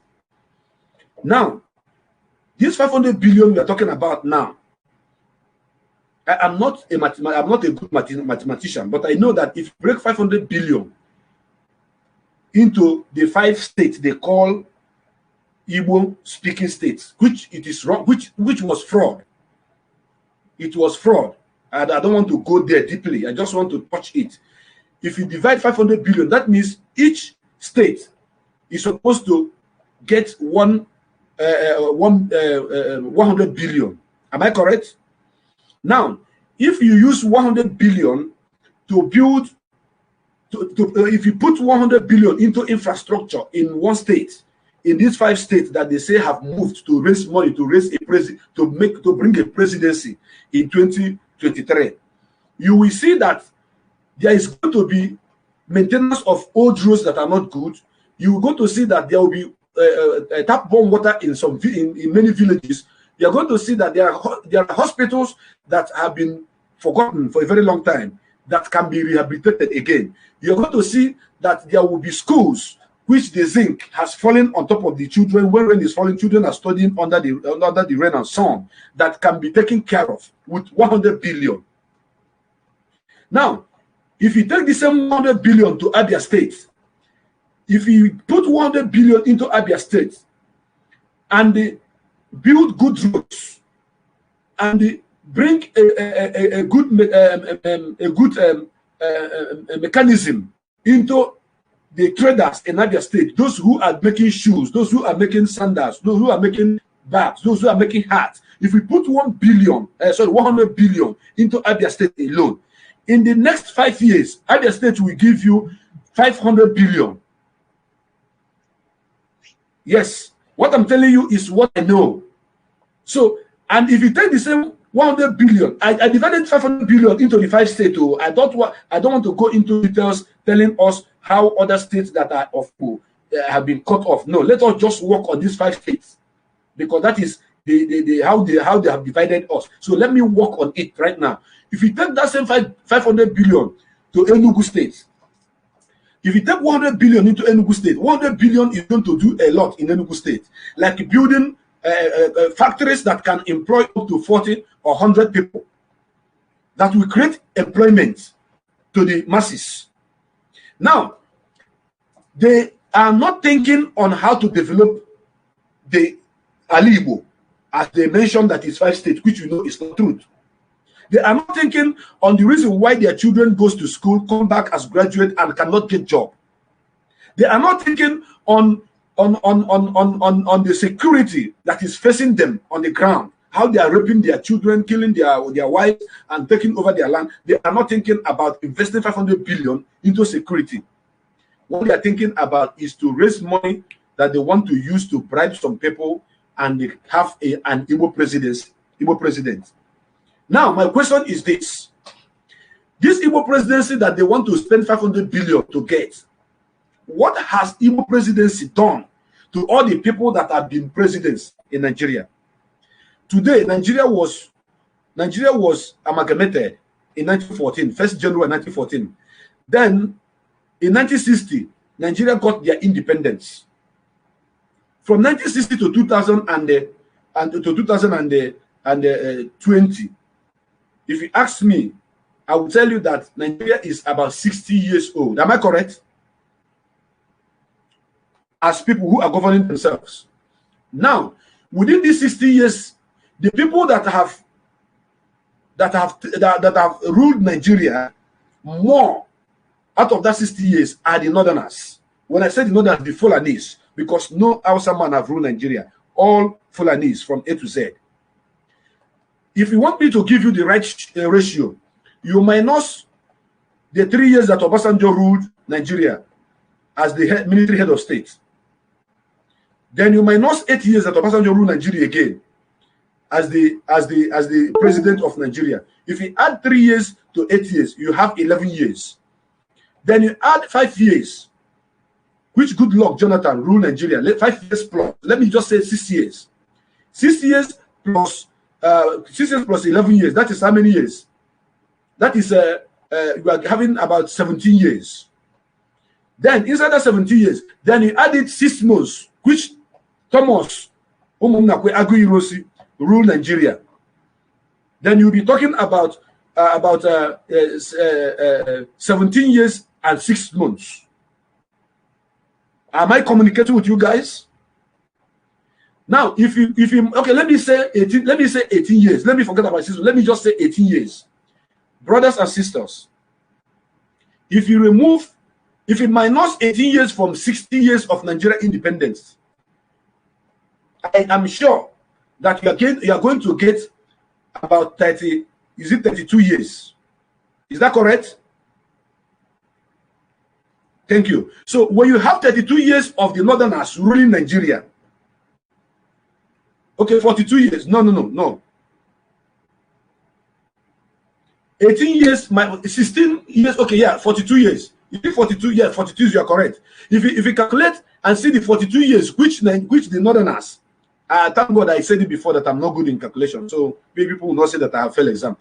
If you minus 18 years from the 60 years that the Northerners have ruled Nigeria, what are the infrastructures that has been put in place within these 40-something years by the Northerners?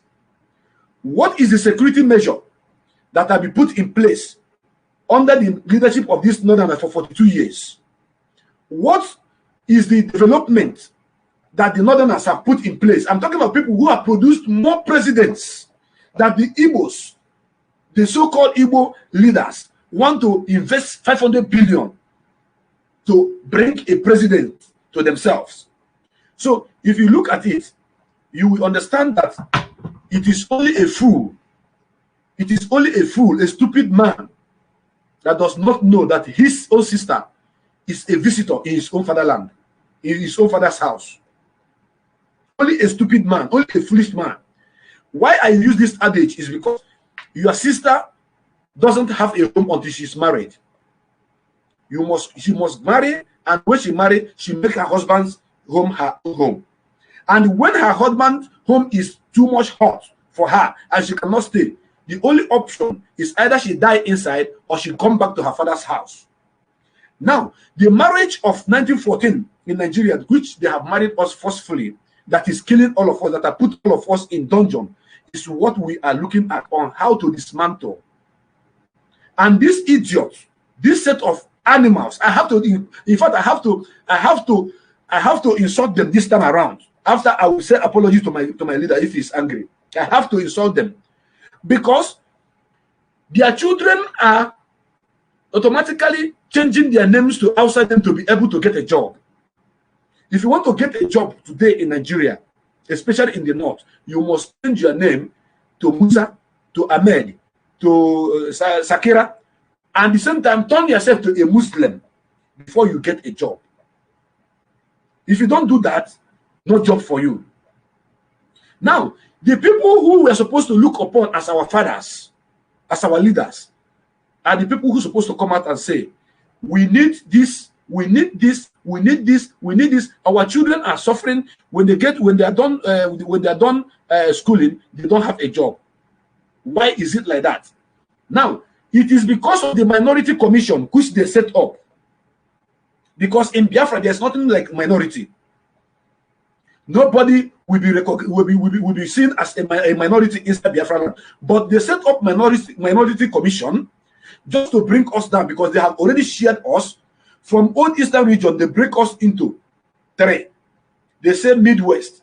They carve Anyoma, all Anyoma, they call Delta State and put into Midwest. Then they call us Old Eastern region. The Old Eastern region again, they come inside again and divide us again into three, calling these people South, calling these people Southeast, calling these people Southeast, and okay, Yoruba is Southwest. I'm not adding the Yorubas. Now, Middle belt, they call us middle belt. Middle belt or whatever. So now, if you go back to see the problem of Nigeria, which these people that are looking for 500 billion to bring a president for Nigeria, you will see there's something that they did, and I want it to be on record. And that is the problem of the country you call Nigeria, the contraption you call Nigeria today. State of origin. State of origin was the biggest fault and the problem of Nigeria. That is why we cannot go to Sokoto and be recognized as a Nigerian. Because once you look for a job, they ask you to fill form. In that form, there's a column where you're going to fill the state, your state of origin. When you add your state of origin as Isoko man, that job is automatically not for you. You may be the best candidate for that job, but because of that state of origin that you have filled the form, okay, oh, he's from Isoko, Inyambe, they tear your CV, your curriculum vitae, put it inside the dustbin.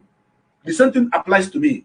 The same thing applies to Wachineke. The same thing applies to Kenga. The same thing applies to Wa. The same thing applies to Tamon or Biafras, because they have used that to know those that are supposed to be welcomed into the system, because their father told them that they should not allow, that they are going to use the minority in the north as willing tools. When I say their father, I'm talking about Usman Danfodio. That was the statement he dropped on the ground, and the person that brought it to them in a clear picture and even make it open for the whole world to hear was Sadona of Sokoto.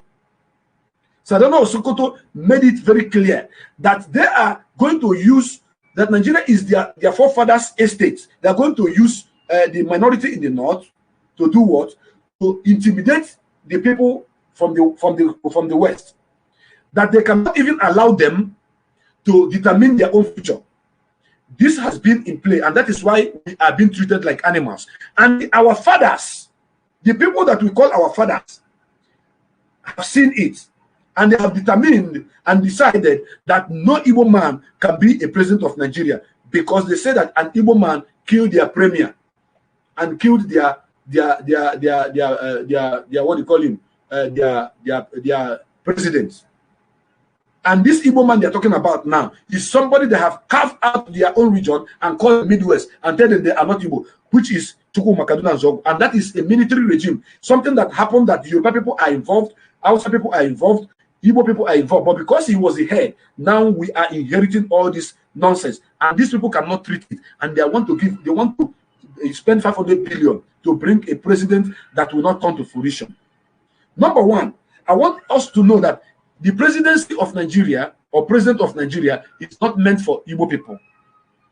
We are not welcomed in that president, in that seat, and we don't want that seat. What we want is Biafra outright.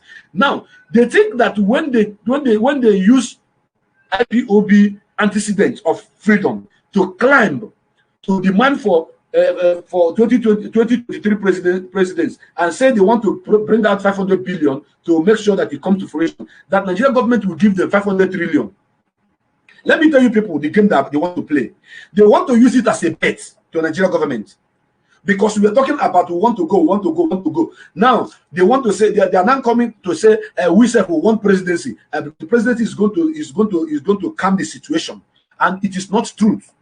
It's not true. What they want is a bet. They know it is not possible under this planet Earth for a Fulani people who have this plan to Islamize everybody, whom Babangida used $17 billion to support OIC, Organization of Islamic Communities, to sponsor that they should conquer everybody, starting from Nigeria, and conquer all Africa. So I don't know how these people think that people whose mantra is to conquer everybody will descend so low with their nonsense, the right 500 billion which they are looking for to go and to get it, and that 500 billion will give them an Igbo presidency. Igbo presidency, God punish Igbo presidency.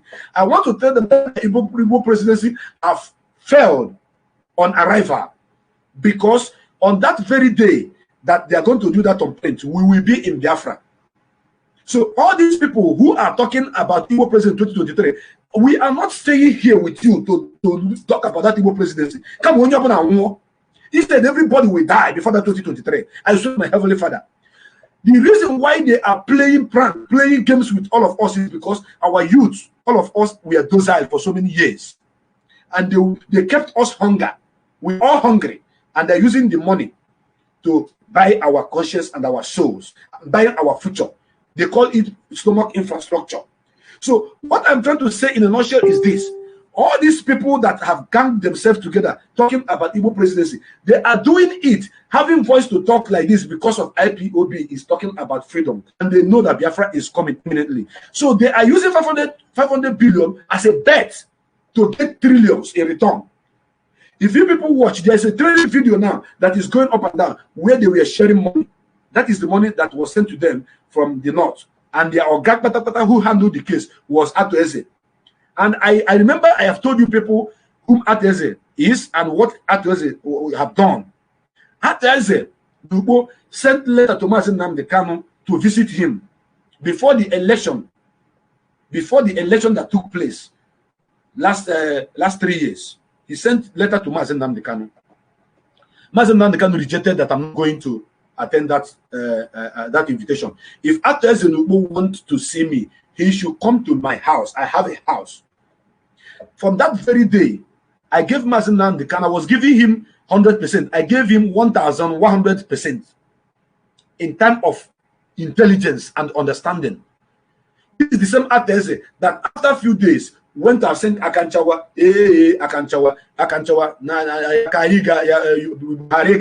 and they gave them how much? They gave them 500 million.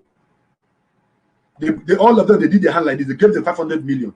Now, one Hausa man, an emir, is having about 8 oil wells in Biafra land. And one of the oil wells is worth 1.3 trillion.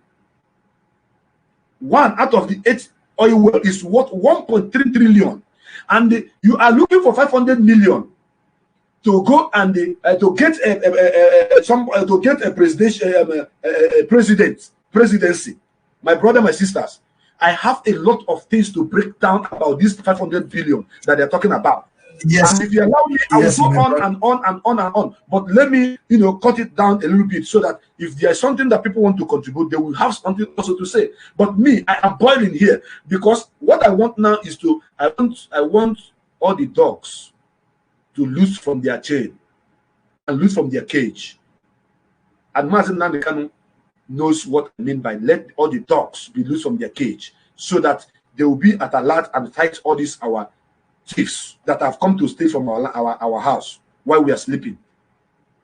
So this is what I want to say for now. Thank you very much, and God bless you. Thank you, Mazi Obaleze. I do understand all these things that you just stated right now. I do agree with you. I did not disagree with you, even single one thing. Because why I'm saying all these things is because of the way these people are playing us ping pong. Believe me, they are playing us ping pong. Believe me, I am saying the truth. They are playing us ping pong. And sometimes I wonder, this money they say that they want to raise, from where? They want to begin to buy us again. And I want people to understand that, what is his name? I forgot his name. A man just, I just make a quick video, that was 2 days ago, when Dr. Obadiah was saying all these things. I don't know where our sense of our people is going. And I'm telling our people, for them to understand that what we want is Biafra. We don't want any restructuring. We don't want Igbo presidency.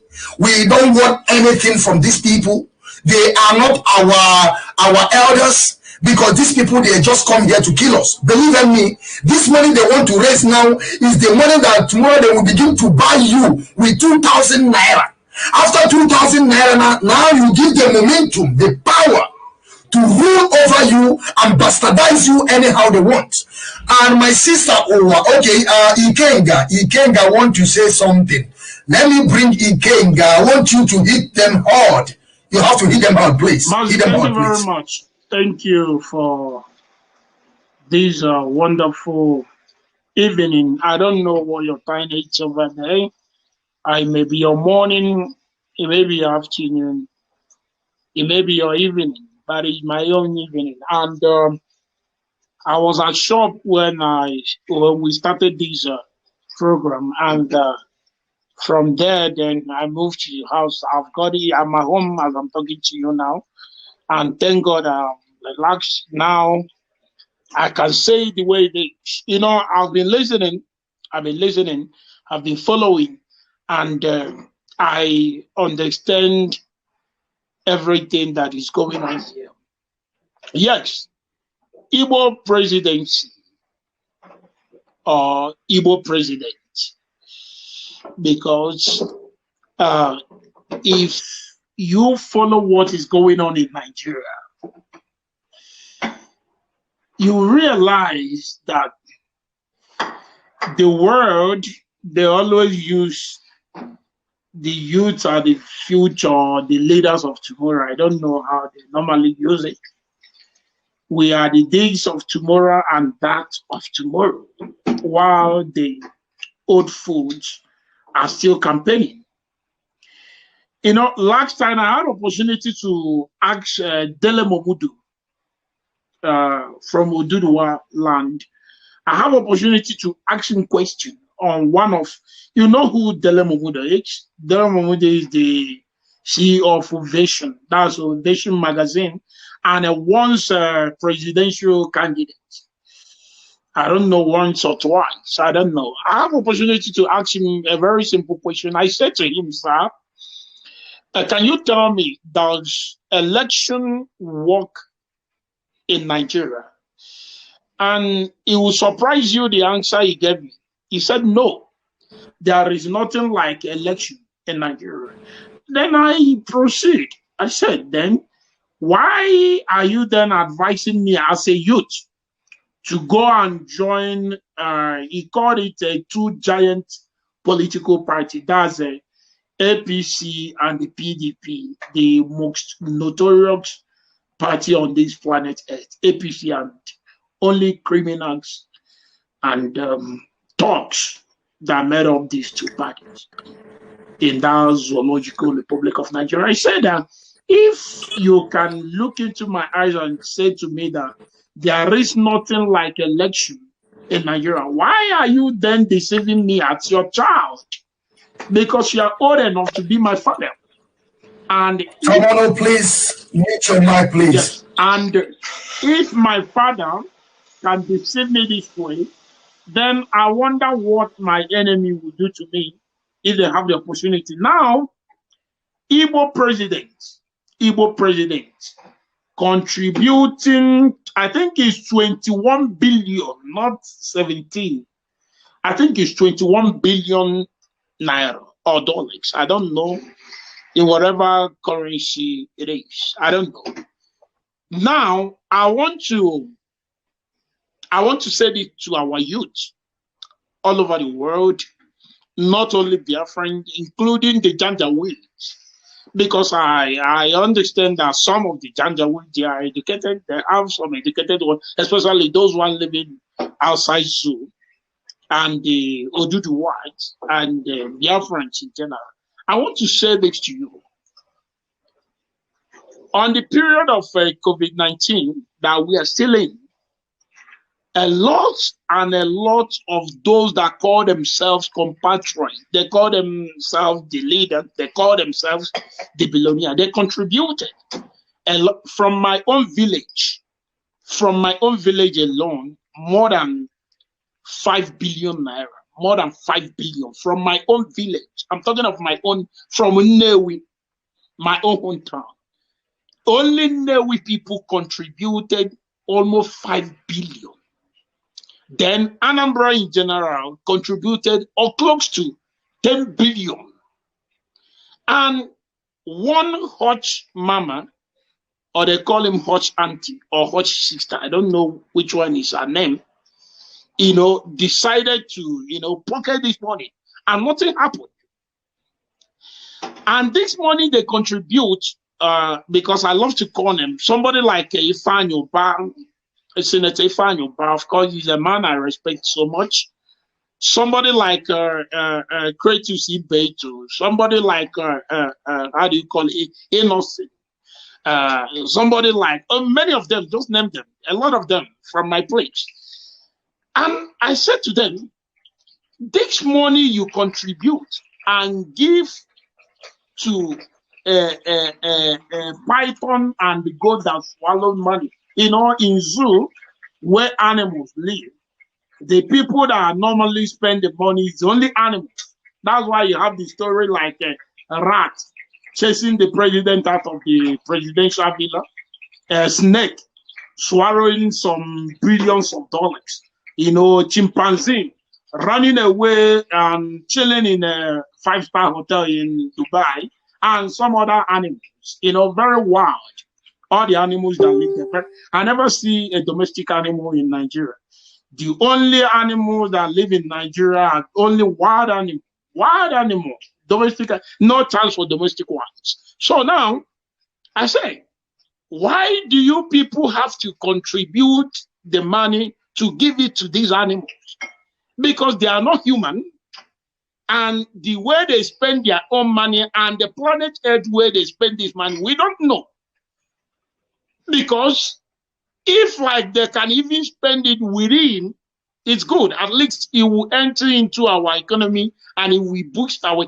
But their own, if some of them bury it, some of them swallow it, some of the, I don't understand this kind of wild animal. And now, after this COVID-19 contribution and whatever they call it, now the money, nobody is talking about it again. And that's the attitude of Zulu people. Anytime something happens, they can only talk it 2 weeks or 3 weeks. You will never hear of that again. If somebody steals money, you can only hear it 2 or 3, latest 1 month. Nobody will, they will say, forget it, we move on. That's how it works in Zoo. Okay, now, this our brown teeth and the red cap with Ubeno Koko elders. Although our leader have asked us not to insult them, but they are very stupid. When I say they are very stupid, of course, they know that. Anytime I say so, people say, why are you Kenga? You always insult the elders. I say, yes. The reason why I saw the elders is because the youths among us will one day grow old and they will become elders also. So youth that is stupid will one day become elder. And will you then call them sensible elders while they are stupid and useless when they are youth? So definitely we have a stupid elder with the red cap, just like the second Prince Darlington is putting on. Everyone can put it. You just go and buy it. You catch one fowl, you take the feather and you put it there. You become Hannes. That's how it doesn't. Nobody. There is no qualification to become elder in our land. The only qualification you need is to know how to lie, or know how to blackmail your people, or know how to eat the money that belongs to everybody. Then you become elder. And you have a brown teeth, you learn how to eat a kola nut. That's how you become elder in our place. Very simple, because it's only elders in our place that eat bitter things. Now, these so-called brown teeth elders, your children, like myself, yourself, our viewers all over the world, we are crying. Please, please, my brother Ikenga, I know if I left you here, if I leave you, you will talk till tomorrow, you know. I want you to use 3 minutes to conclude because we have a lot of things to discuss here. I'm not shutting you up. I know you are angry. I know you are angry. I can feel it from your eyes, from your body language. But please, I want you to conclude in 3 minutes, so I will move on, please. I'm sorry, you know. I know, I got you. In other words, we have a limited time now. Not like you said, we are going marathon. Okay. Very good. Thank you for confirming that, because I was even scared when you said that we will stay here for some hours. Now, let me say this. We, your children, we are crying that we want a total emancipation. We want a total restoration. We want total freedom for our people. And all you will do is to gather, to summon yourselves like vultures to ask for Igbo president. Now, my question to you, as an elder, that you call yourself, is it that you guys are foolish or stupid or always opposition? Why do you always ask for opposite what we want? If we ask for white, you ask for black. Who did this to our elders? If we ask for freedom, you ask for war.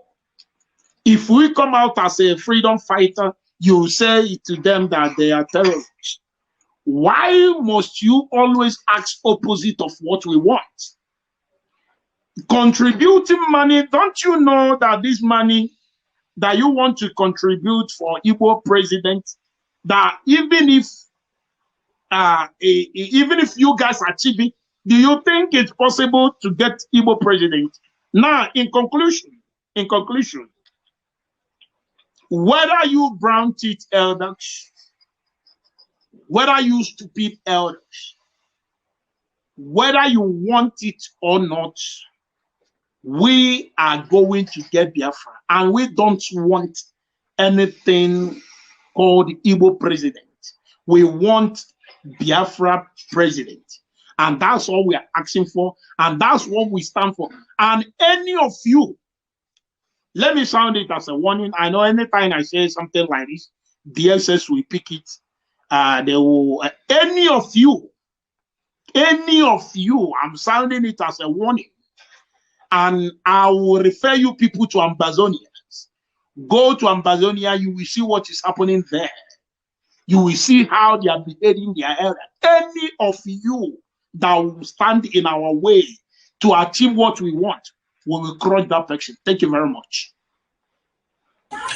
Yes, thank you, Ikenga. Ikenga, from your body language, I can understand you. I can feel your pain. I can feel your pain. We are all pain here. We are all pain, because if we are not feeling pain, we can never be here discussing this, what our elders are doing to us. But now, to you, Tamono Tonye, you know, there is something, that is a video that was going around on social media, is viral video. When what is his name? I think it's Ismaila Issa Fontour. He said because when our people, our elders are saying that Igbo presidency 2023, And Issa Fontua was saying that, who told you people, who said to you people, who gives you that assurance that you Igbo people will become a president?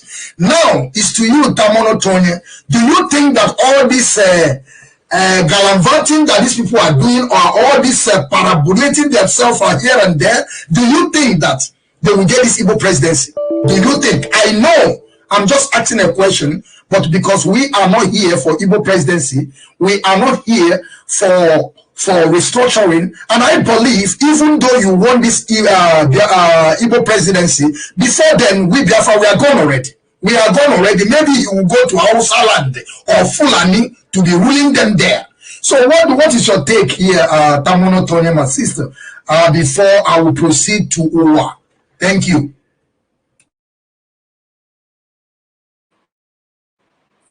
Yeah, thank you, Mazi Okechukwu.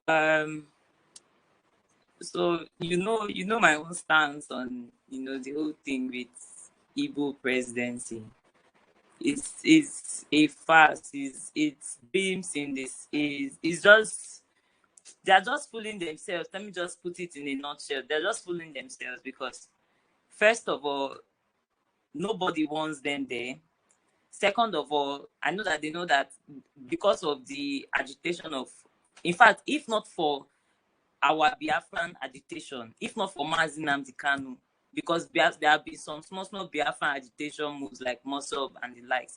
So if not for Mazi Nnamdi Kanu, today none of them will be talking about Igbo presidency. You and I know. At best, they'll be talking about vice presidency. They'll be looking for which Janjaweed to go and attach themselves.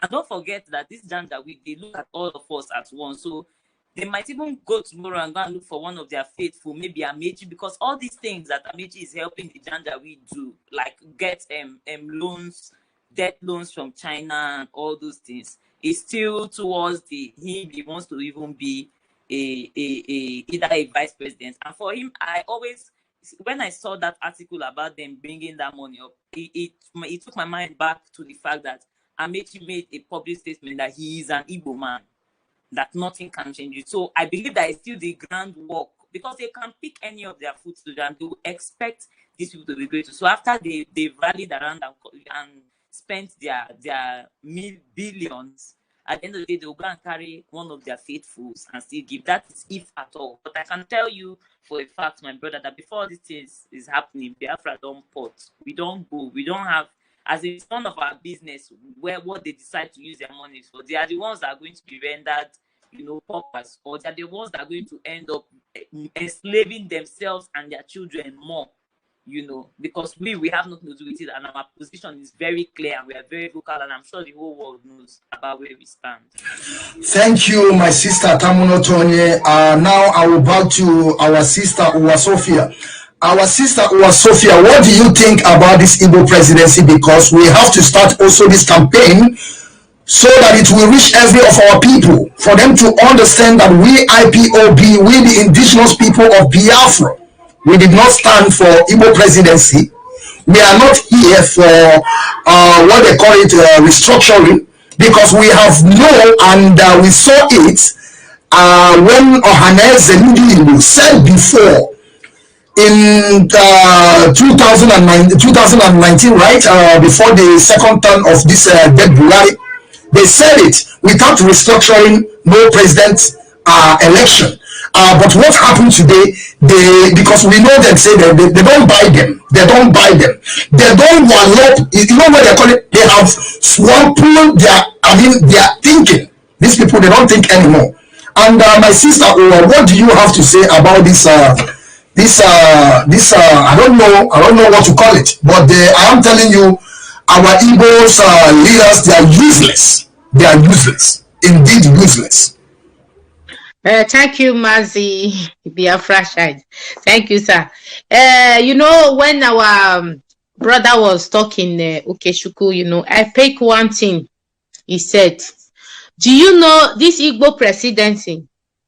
If we did not follow them up, bomber to bomber, they will be there. Fulani will put them there. Me and of course, it will happen. So this life is not all just about talking. You act. so that that thing will not come to pass. Just like Edo election now, people are telling me, you na Biafra now, it no concern you. No, they pay for Obaseki. You know, I know the reason. I don't like PDP. I don't like APC, but I know the reason. I have some secret reason why I am campaigning for particular person. It's only me and God know that reason. You understand? So it doesn't concern me. But anyway, I campaign. I did not. I talk for them. I did not talk. One person must be there anyway. You understand? They will still rule us for another 4 years. They are the leader. They are the government. They are deciding what our people will eat, or where they will walk, to, or the market that we go, or the army that we keep them. You understand? They decide the fate of our people. So this Igbo presidency now, our Mazi is shouting. He's shouting. You know, I like to talk to people on social media, but most especially, I like to do underground work. I talk to people out of social media. I make them to understand one thing. These people, whether we like it or not, they are there. They are ruling our people. They are turning our brain, people. They are still there. You understand? We will shout today. We will shout tomorrow. This Igbo presidency, do you know why it's raining on their mat? Do you know why it's raining in Fulani mat, Yoruba mat, Hausa mat, Igbo mat, or the coastal region, Biafra mat? Do you know why it's raining? It's because of our Mazi Nnamdi Kanu. If IPOB is not pushing the government of the Zoom, they will not plan it that they want to give Igbo power. Are they mad? Do you not see what they did to Jonathan? So they have sense. They are very smart. British will tell them, put their brother, maybe they will relax. For it not to happen, for Igbo presidency not to happen, we have to wake our people up on the ground. No way that is living outside. The ground, people on ground, we have to make them understand one thing, that they have to stand on their words. That is my whole point. Because they make them to be hungry. There is, we like it or not, people who did Nigeria or people who did the Zoom, they're hungry. They are hungry. You understand? There is one of my followers that was calling me, Sister Wa, please, I need 2,000 naira. Come on, 2,000 naira to buy drugs. You know, I was afraid to give him to it because I was afraid. And I call my coordinator. I say, I fear, I bet this boy want to go use my money to do something. He said, no, he said there is hungry in the crowd. I say, okay, may you give him. Me will not give you. You understand? We like it or not, they are hungry. So anybody that is hungry, you give him 10,000 naira, is like you are his God. Or you are his second God. You understand? So, my brother, this Igbo presidency, if we did not serious about this Biafra issue, it will come to pass. I tell you. We all have to do something now. We have to back Mazi Nnamdi Kanu for Biafra to exist, for Biafra to come, for them not to succeed and come and do useless Igbo presidency. You understand? That is my own contribution. Thank you. Okay, my sister or my brothers, because if we stay here, we can never go today. Please, I want to raise another issue, and then I will go to Ijuju. After Ijuju, I will go to Oalense. I want to raise this issue right now so that we can also discuss it. I'm not going to take a lot of time. I think I will just use a 5 minutes to bring the issue out, then we discuss about it. And this issue goes this way. You know, I want to talk about this security outfit. You know that the Yoruba Odubua, they have their own what they call Omoteku. And I could remember when this Omoteku just come out new, when they are planning this, because they didn't tell the zoo government, they just started from their own. They organize themselves. They fix it on the ground that nobody knows about it till the thing is surfaced for people to see it. And we also know that the Fulani, they have fixed their own too, which they call the northern one. I don't know, maybe they call it Dambansa. I don't know what they call it. But now my question is this.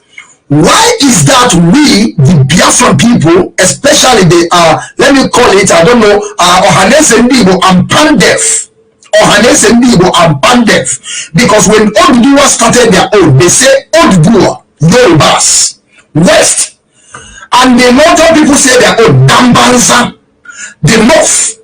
Why is a problem for us, we the Biafrans, we the Ohanese Ndibo and Pandef? Why can't them join together? As I'm saying truth, up to date, they never open anything, they never have any arrangement, and I'm believing that Dave Umahi now is saying that no more any security outfit. Now, my question to you people is this: why is anybody did this thing to us? Did we offend anybody in this eastern region? Did we offend anybody that we can never one day come out and do something for ourselves?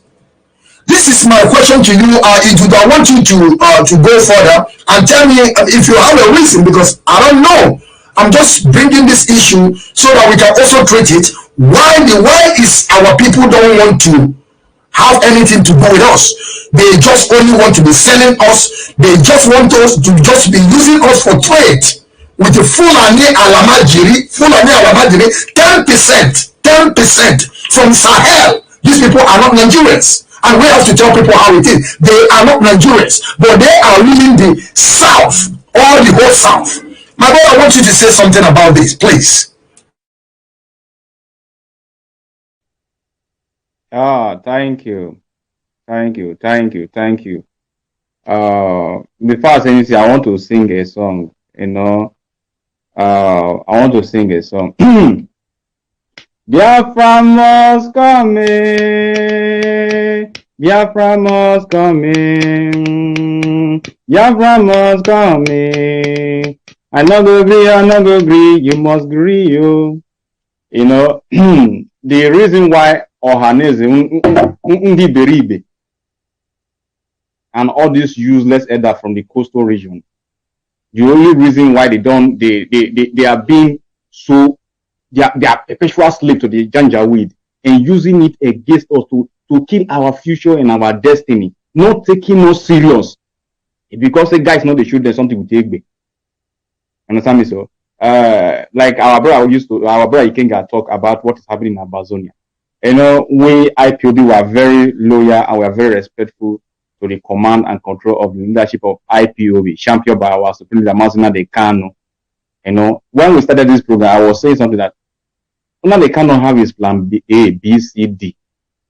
Some of us who are here, we have also our plan now, because we cannot fold our hands and watch us be conquered. The failure of the useless Ohanese Ndibo, or Ohanese Ndi Beribe, and the rest of the useless morons from the coastal region, even down to Oduduwa land, it is to consume the future generation of ours and our next generation. These guys are just jumping up at that, buying house in Dubai, buying in Malaysia. They are enjoying, they're not feeling it, but they don't have the sense to have a rethink that their children will suffer. You are a police today, your children will not be a police tomorrow. You can be a police now, be molesting people. Your children will not be police tomorrow. They will be molested, but they don't have sense to reason these things, to make a better playground for everybody, so that when they are gone, their children will be on a safe ground to play on. This same idiot, they don't think all these things. There's something I always used to say, and I will say it again, that those morons, those moronic morons, there was a statement that someone wrote today, say that the stupidity of the useless idiots that call themselves elders in our midst, their stupidity is stupid. What I'm trying to say in essence is that these so-called elders that some of you will be saying, why are you insulting elders? Oh, elders, gray hair. All this, when you put on a cap that look like the one of Mazi Prince Darlington, and you are eating bitter cola, or you are eating cola nut, and you'll be cracking your voice and be trying to make parable of a sitting ground and be seeing what is on top of Iroko's tree. That is what, when you know this parable, you are qualified to be an elder. So once they start cracking their voice and be making speeches, oh, say elders. But trust me, this your gray hair elders, with their lot of wisdom, the contraction, the way it is right now, the zoo, the poverty, the killing, the rape, the abuse of power, this is the result of your so-called, the leadership of your so-called elders. So tell me, this ugly result of your so-called elder that you say we should not insult, is it worthy to be praised? That they have systematically chased us all. All you know say, I go Europe, I go Europe, I go Europe, I go for Canada. So what I'm trying to say, to answer your question, there is nothing like Igbo presidency. All those guys are just joking. Even those idiots, those old fools who are jumping up and say that Igbo presidency concentrated in 2041. All those things are rubbish. Janjaweed is not even giving them that opportunity. Janjaweed is not giving them that opportunity. Don't worry. When that I come in their own dreams, you will easily see Yoruba people will say that they want it. Arewa will say they want it. They are not giving even any Igbo person a presidency. Even VP self, they are not even sure. Even if they nominated a VP from Igbo speaking part of Biafran, they will put it on a party that they know that they will rig against. So that they will push it to us, like the way they push Peter Obi, vote for PDP, vote for him. So that if he went through Atiku, he will articulate, and then he will not be a VP. Igbo man coming as a VP for the first time, and they will rig it. So that we also calm everybody. That's how they will hope that, okay, Igbo people are going to come out as a VP in PDP or in APC. These are the whole thing. And if all those, see, the truth is that these are our Ohaneze, Undi elders, and the rest of the Ohaneze, Undi governors, and Undi senator, and Undi elder eating kola nuts. Those guys are weak. They are dull in the brain. Somebody that cannot even stand up to speak for the killings of his or her own people in his own land. I wonder the kind of leadership is going to render to anybody anyway. But they never know that once you are very strong and we are very active, once you don't agree to this Janjaweed imposture, this imposing of their primitivity on us, they'll be afraid of you. They don't know. They think that it's by speaking against IPOB or using IPOB to climb ladder that will make them relevant. Anyway, let me not say too much. But what I am saying is that Anna Ostawa gave her own view. Other people have given also their own view. But trust me, there's not like Igbo presidency. The Igbo leader, they might be going to be raising a 500 billion and zoo currency to champion whatever they want to champion. But there's in the heart of the Janjaweed, there's nothing like Igbo presidency. In fact, there's nothing like Igbo Yoruba presidency. They still want to rule again. When they have a Usman Danfodio course that they want to champion. When they want to champion. The truth is that while we wait for let me just round up in 1 minute. The truth is that while we are with our Supreme Mazi Nnamdi Kanu, we should let the Janjaweed know, and the useless Ohaneze in the presidency and senator down to the coastal region, or the whole useless Igwe and the Eze and the Ovi and the Obi and the rest, putting on red cap and eating kola nut and sharing money. One day, if they don't take time, they are pushing us to what will bounce back on them. It's because they say boys they keep quiet, then they make that they do anyhow. To be honest with you, apart from IPOB and some of the Oduduwas who are waking up, an average Nigerian is insane. An average Nigerian youth is a zombie. In fact, they should have aborted him or her. I'm telling you. Tell me a reason why a young youth we kill a sister for all we go for ritual. You need to call it to Sigo. We kill somebody for some useless sacrifice and ritual. They will kill for courtesan. But the idiots who are putting us in this barbaric situation of a zoo called Nigeria, they will leave them. They will leave them. They don't even think to that.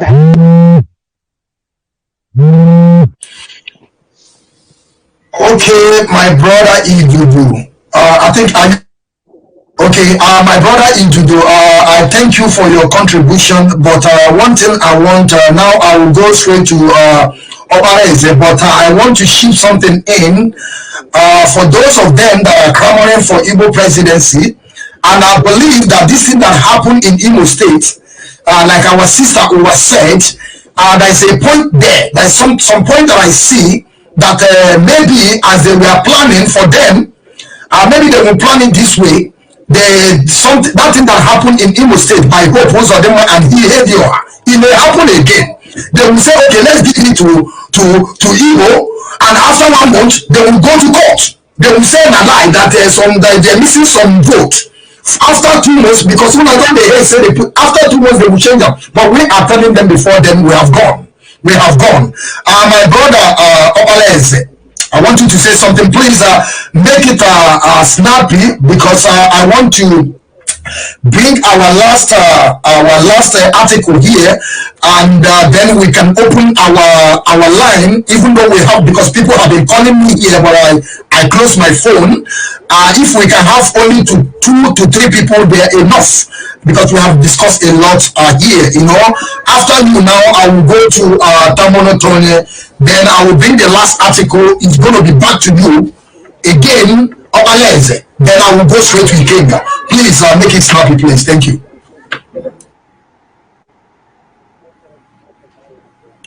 you. Thank you very much, my fellow comrades, the Biafra Strong Voices.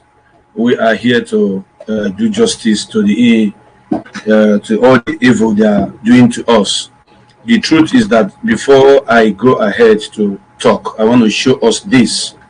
If you look at this very, very well, you look very well. That is picture of Lagos. Look at it very well. You see Lagos. That is Lagos. That is Abuja, and that is Niger Delta, the place they call Niger Delta.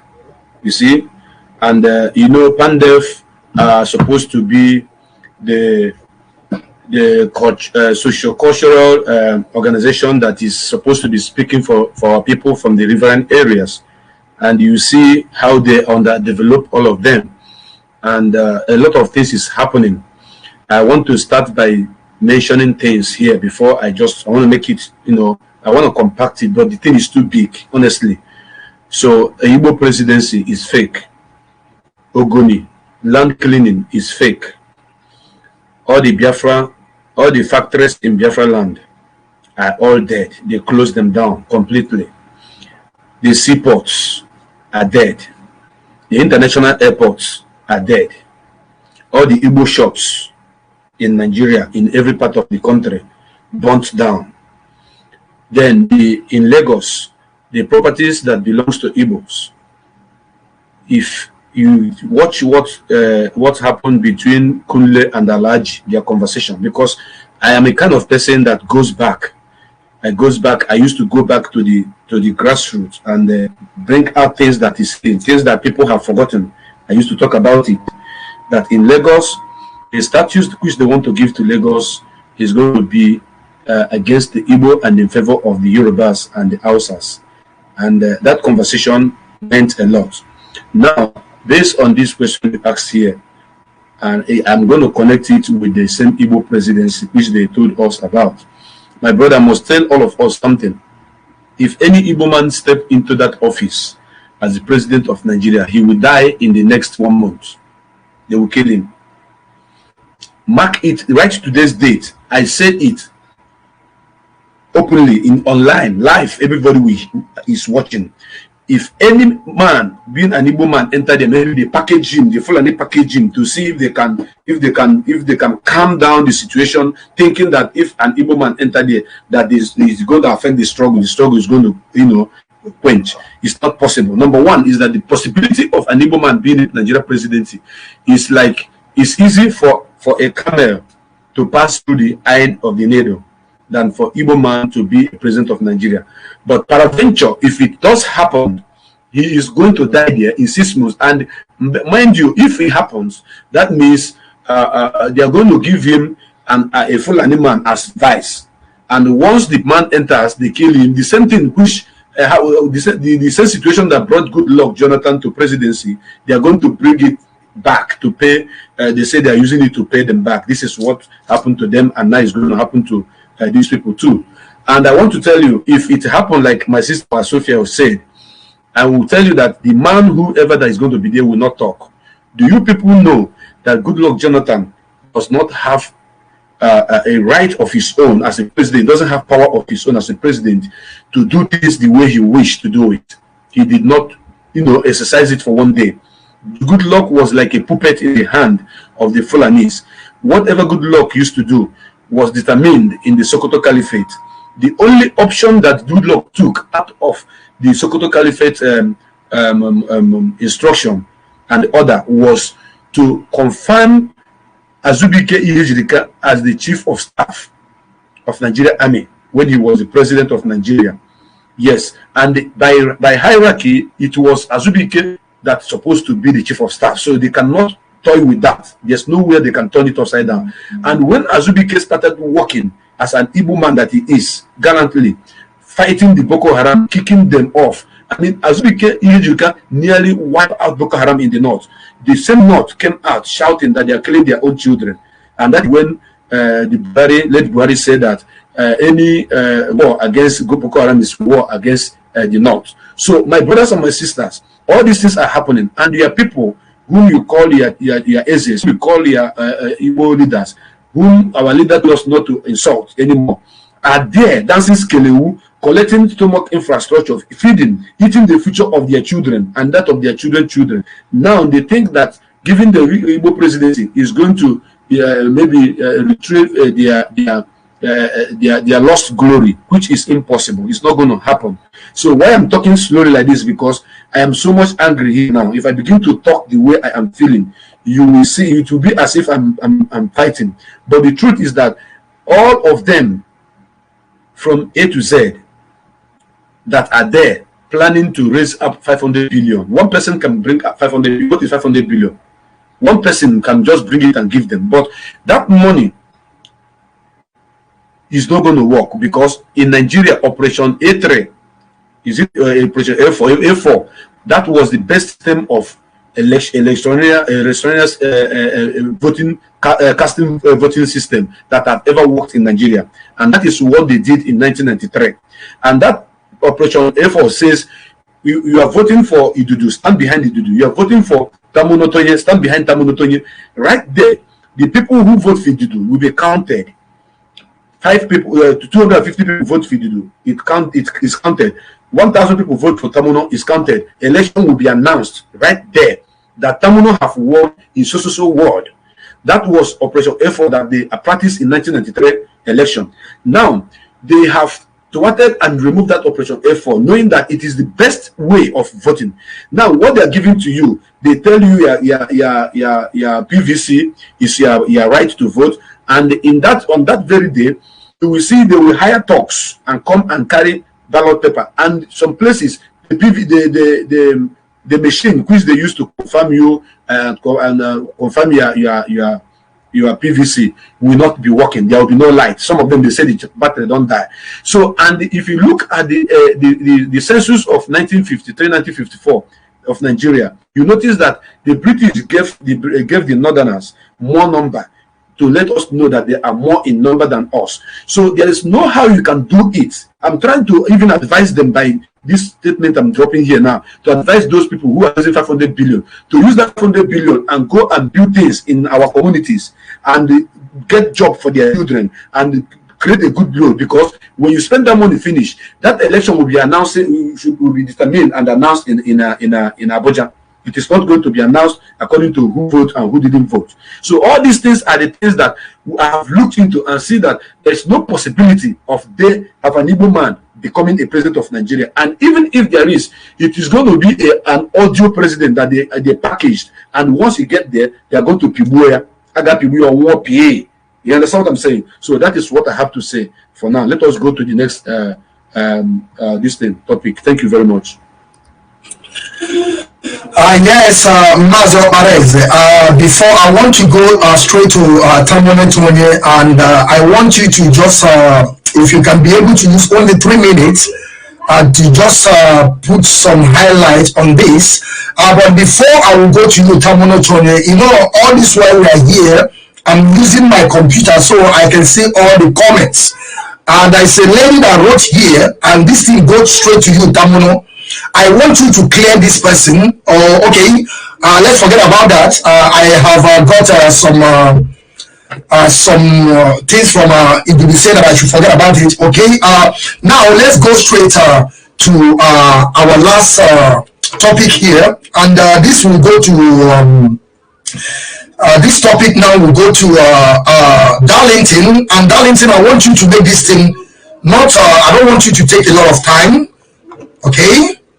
I don't want you to take a lot of time. Please, my brothers and sisters, please just give me a minute. I have to bring it out. I don't want you to take a lot of time because now we are now at 7:40, which is 6:40. We have 20 minutes to end of this program.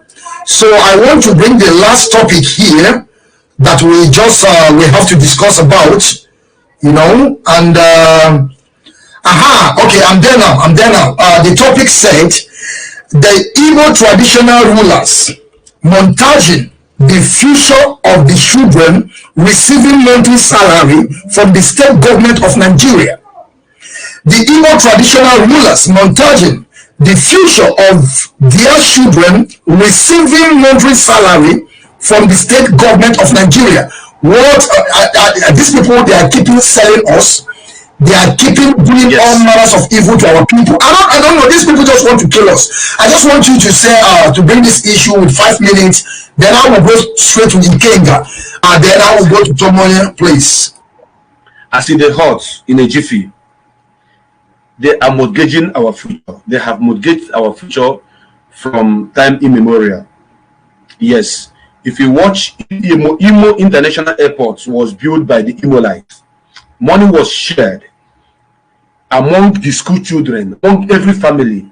People paid money to make sure that we have airports in Imo State. Now, look at these people. How are kings made in our land, those in olden days? In some family, the rulers of every community comes by hereditary. Hereditary is the system whereby you have four forefathers who are kings, and you have great grandfathers inherited it, and it comes down to you, and it is highly respected by the whole community. And someone please mute your mic. Please mute your mic, please. And traditional rulers are supposed to be the mouthpiece of every community, and every community respect their traditional rulers. And where this thing is working is only in the north, because they are using Islam to control all of them. When one shehu come out and speak, everybody listen. When one Alaji come out and speak, they listen. But in our own community, before now, we listen to our chiefs. We listen to those who are, who are ruling us. But since after the war, everything changed. The certificate of Igweship, of Ezeship, is being given to the people by the state government, which is wrong. And by so doing, what they're doing is they are paying you and they're telling you what to say, what not to say, what to do, what not to do in your communities. This is mortgaging the future of their children, because if they are not collecting that salary, 100,000, 150 every month, there's no how a man from Abuja will call Igwe from my community and tell the Igwe from my community that the youth in the community should not fight any Hausa Fulani that brought cow into our community that damaged our crops. In Ogun, the local government where I came from, that was either 2 years or 3 years ago. Fulani herdsmen killed about 8 people in Ogun, and the youth mobilized themselves, came out to fight back. Then army and police came and began to arrest these people. This is a community. This is a local government. This happened in a community where there is a king who is supposed to speak for them. They took all of them, about 40 some of them. It was only Radio Biafra that was shouting and fighting for their release. And this person you call the Igwe of that community did not do anything. If it is in the north, it will not happen. If such a thing takes place in the north, it will never happen, because before you arrest anybody from the community, as a police officer, you must come to the traditional ruler of that community. But now they are giving them money. They are, as a matter of fact, do you know that Okorocha removed the Eze that's supposed to be the Eze of Owerri Kingdom and gave it to someone else? He gave it to someone whom he likes during his tenure. If you come to Owerri, now I know that there are people from Owerri that are watching this program and they are listening. Eze Njamanze is the traditional ruler of Owerri Kingdom by history. The Njamanze family have been there for hundreds of years, you know. But Okorocha, because Njamanze was a man that says the truth, he was a king that doesn't take any nonsense. He was a king that does things the way he's supposed to be. He doesn't answer sa to any king. Not these hungry kings that are hungry, that the governments are paying. Because of that, the Okorocha administration removed that power and give it to someone else. The day that Mazi Nnamdi Kanu visited Owerri, something happened. Yes, there was a fracas between two people, between two cliques that wanted Mazi Nnamdi Kanu to go and visit that Eze, the one that the Okorocha gave power of authority of whatever they call it, that was recognized as the king of Owerri. Then the other people were telling Mazi Nnamdi Kanu, no, that this is the right people, the right place to go. So after all said and done, we did not go to that one that the Okorocha brought to power. So they are mortgaging our future. They have sold our future. They have destroyed our future because this government who is now paying them, telling them what to do, what not to do. So because of this, I must tell you that every community in Biafra land as it stands now, it is not your king that determines what happened in your community. It is the government that determines what is happening. I will give you, all of you, a living example. The late king, Eze Ipob Kanu, all his days when he was ruling as the one of Afara Kingdom, one of Afara Kingdom, he never took bribe from the Nigerian government. He have refused a lot of bribe, and because of that, the road that led to his house was not tarred. And every other road within that community was tarred. Some of you who have gone to Mazi Nnamdi Kanu house will testify what I'm saying. Eze Ipob Kanu refused to collect any money from anybody. He refused to be compromised, and they refused to tie the road that led to his house. I saw it with my two naked eyes, and a lot of people who know this story know it. It was only when he died that the president, the PG of that community, and the community as a whole went to the governor and said, do you realize that the land which the capital of Abia State is being situated belongs to the kingdom that this man that died come from? For that, you people die at least this road. Let there be a smooth road where people will pass. What I'm saying now is to let the whole world to know what these people are doing to us. And once you are a king and you are not taking bread from them, you are not doing all those things that they want you to do, they will forget about you. They will not even carry you along. So it happened to Mazi Nnamdi Kanu's father. That is to tell you that the family of Kanus are true freedom fighters. So they did not build the road until he died. That is when they started building the road. So I'm saying all this is so that it will be in record for our people to know that all this our traditional whatever. It is high time. It is high time the youth begin to take the bull by the horn, because you made mention. Mazi Kengas made mention of something here. He said that you used to hear that the future of our children, the tomorrow children are the futures of tomorrow, but today we are not the future of tomorrow. It is our fathers. Look at the man that you call Nyawodo, that was kneeling down to beg to be a governor of Enugu State. How old is Nyawodo? Are you telling me that Nyawodo, that there is no young people like us who are graduates of different courses that can handle that office? There are, but they cannot bring them close. Because these people, they keep recycling themselves. You can imagine Nigeria is a country where after being a governor, you go back and be a senator. Please, a senator and a governor, which one is more high in ranking? Is it not to continue looting money, taking money? So our future is in the hand of these people, but now we are going to take it by force. What I'm telling our Biafran brothers and sisters is this: once Mazi Nnamdi Kanu stand up and say, "Let us go," all of us must go. If he say, "Let us wait," all of us must wait, because he is the only man that is feeling our pain. He is the only man that have refused to take bribe. He is the only man that have seen what we are seeing, that have feel what we are feeling. Mazi Nnamdi Kanu he have a British citizenship. So if he doesn't want to fight for your freedom or to do anything, he go back to United Kingdom and relax and enjoy whatever he want to enjoy there. But he left everything, left his father's kingdom and fighting for all of us.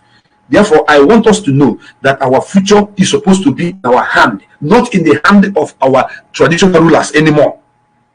All that thing they're telling us, all that you know that before election, when election is coming close, what they do is the Nigerian government, the governors will carry money and be visiting them one after the other, for them to convince who is going to vote for who and who is not going to vote for who.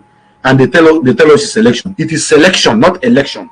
And these rulers, they are using them against us. And once your father is a traditional ruler, and your father will contract you as the youth leader and tell you to bring other people, then you pay them 1,000, 2,000. Hey, everybody will just march out and go and do whatever they want to do. So I want to recap by saying that we are going to have our future in our hand and act upon it. And Mazi Nnamdi Kanu is the only leader whom we shall trust with all our might and support. And whenever he say, "Let us move," we must move. So thank you so much, my brother, because I know time is no longer on our side.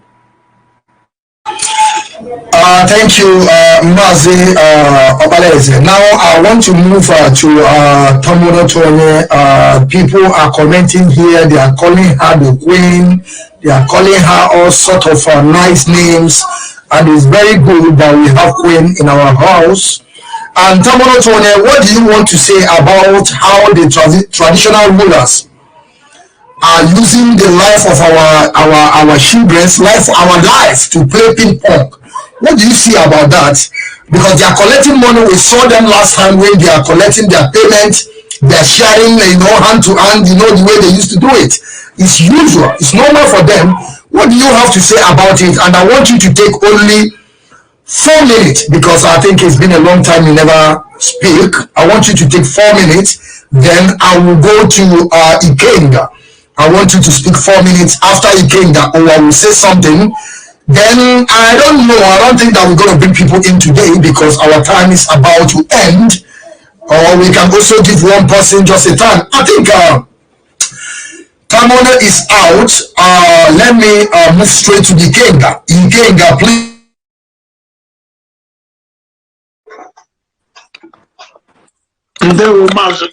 I don't know if you can hear me. Mazi, can you hear me?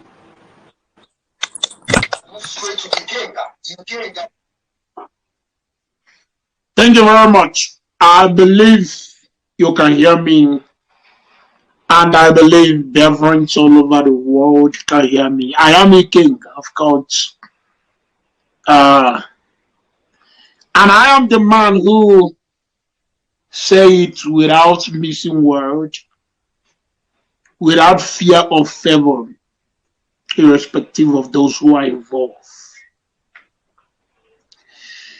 I will tell you something, and Facebook Janjaweed operator may not like it.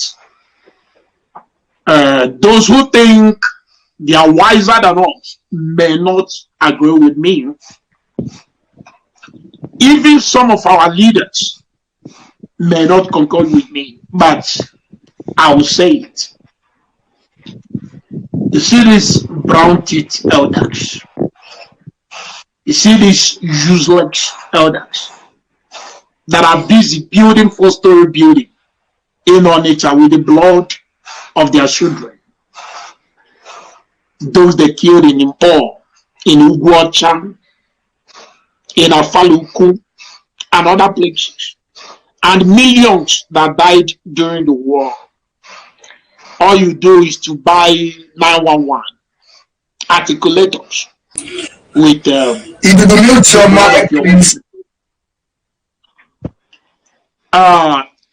now let me say this. It doesn't matter who is agreeing with me. Maybe some of my co-hosts, they will not agree with me. But I want to tell you people that a time will come when even our supreme leader can't even control us. You know, I always say this to Nigeria. I think they should be very thankful to Mazi Nnamdi Kanu. In fact, if it's possible, they should be giving him sacrifice upon sacrifice, the same way they sacrifice to their God, because of the kind of person that he is. Makachineke bin anyway, if God mistakenly choose me as the leader of Biafra, by now, no living thing, nothing that moves will be alive in that zoo. Because it's better we end it and start it afresh. Now let me tell our so-called leaders and the elders, we will kill you people. Very simple. I don't want people, it doesn't matter how you want to take it, but to die, you people must. Because we can't keep ranting every day. I'm on social media buying data, speaking, and now I'm becoming like a mad person. Because every time I keep saying we will. And you people, and the only thing that Igbo man fear is death. He will tell you, kill me, let me see. Igbo person never take correction until you see one person die. He will never. It's impossible. There is no amount of English. There is no amount of advice that you will give to an Igbo man, he will take it until he will see his neighbor down. That's the only way Igbo man that you will be telling, I will kill you. He will tell you, kill me, let me see. And you wonder how someone who is dead will see. That's Igbo man for you. But I want to tell the elders, very simple, that they will die. And the reason why we will kill you, and if your children continue like you, like this act of sabotage that is going on in our land, of course you will die. And when you die, our leader will go and defend us. And when you die, our leader will stand for us. And when you die, we will be justified, because the so-called Bible that you usually fools are reading said, suffer not the witch to live. And anyone who is a stumbling block to your progress, to your success, is actually a witch. And the Bible says, suffer that person not to live. So I'm sending it as a warning, as a notice or notification, whatever you may call it, to all these baby sovereignty case that is all over the place. The ones in Germany, the ones in Turkey, the ones in Japan, the ones in US. You will die. Yes. You will die when the time comes. If you don't change. This is all the king I will tell you. And mark my word. And quote me anywhere. You will. You may surely pay. You will pay. You paying, you must pay. And we don't have to keep pretending. I want to say this to Biafran strong voices. We can't keep speaking diplomatic. We can't keep, pretending to be. No, it's time we go radical. We have to be radical. If we are not radical, these people will not listen. If we keep on saying, oh, change, saboteur doesn't, it runs in their blood. So the only thing to do them is to wipe them out. Because that's what Bible asks us to do.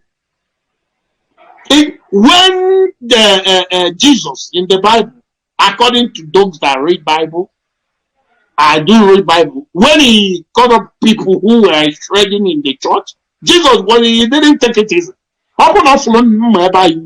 He will remove somebody's head. That means if he see like he happened to get a compliment, he will cut off somebody's head in battle. And that's how it is. Because you will suffer not the winch to live. So the elders, the saboteurs, which I know that very well, we are coming to talk after. People always come and advise me, oh, he came that you people don't have to be talking about the saboteur, and you are saying the saboteurs don't talk about them. And these people are spoiling something. They are busy spoiling things. You never hear of Obelen Sinebeke that our leader always mentioned. They are busy confusing people. They are busy like dividing us.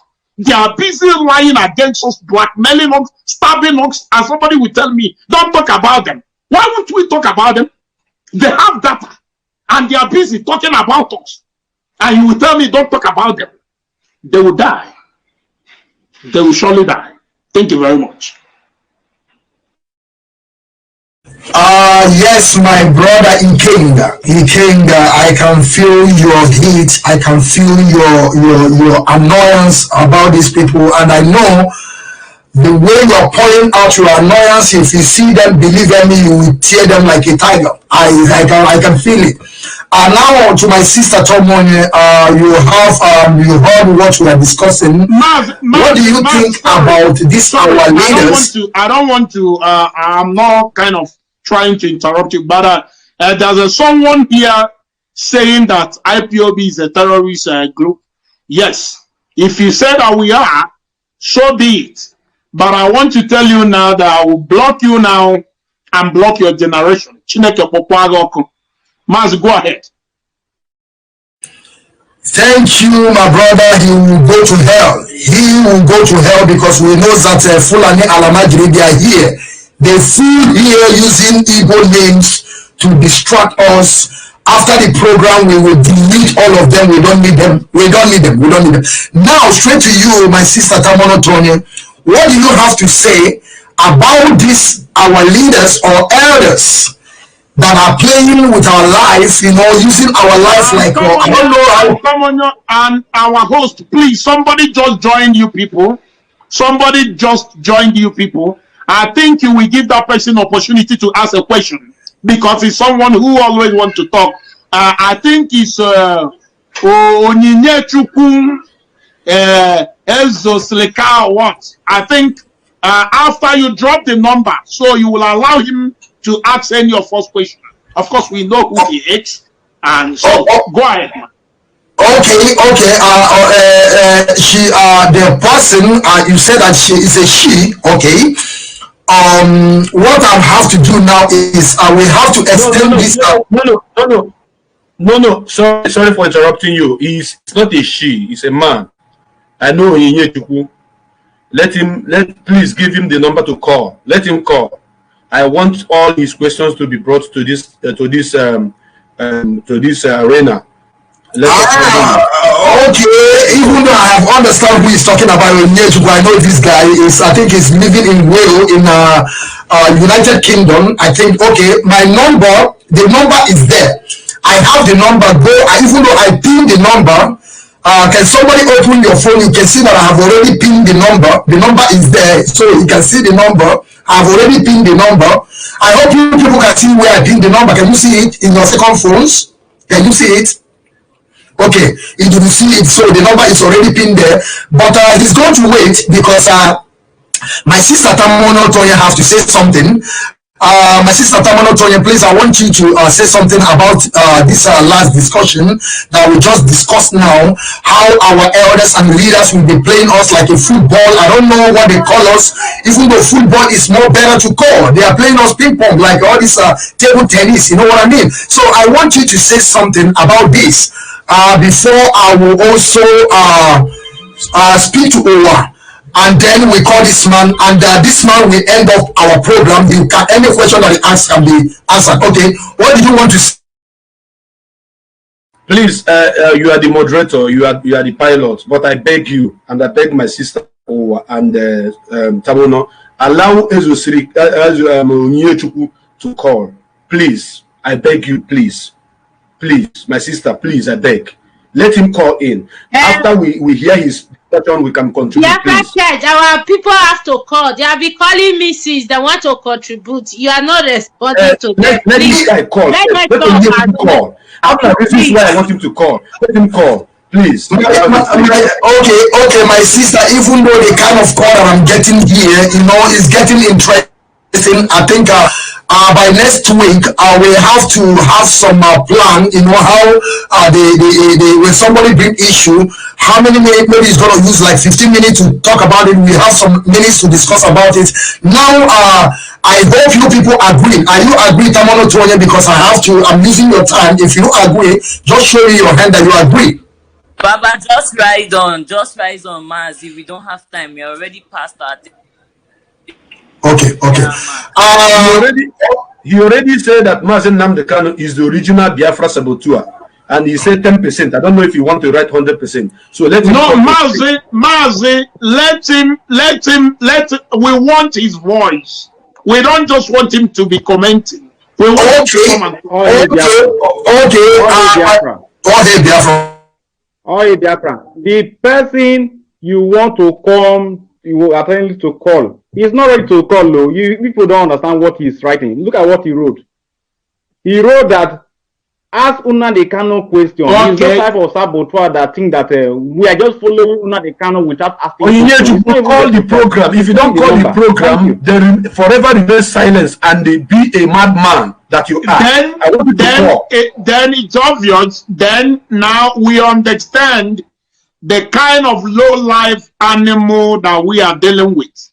It doesn't. We used to be friends, of course, but in a freedom fight, if you don't call, in a freedom fight, there is nothing like friends. So it's either you speak now or you will remain silent forever. Mazi, go ahead. Yes, because I've been waiting for here. A lot of people are calling me here, and our time is over. We have 5 minutes now over, and I beg you to add more time to us, please. I want this man to call. I want him to call this program and say all those things he wants to say. Then we are not going to worry. We're not going to fight. Just simple question. What I wanted to do to Odele is what I'm going to do to him now, live. No. Let him in, because I have his data. Let him come in. Let Tamuno to talk. Allow Tamuno to talk. Leave those rubbish. Yeah, I think you go ahead and speak. Please. I want everybody to give me my chance. This is my chance. I don't want anybody to interrupt me. This is my way.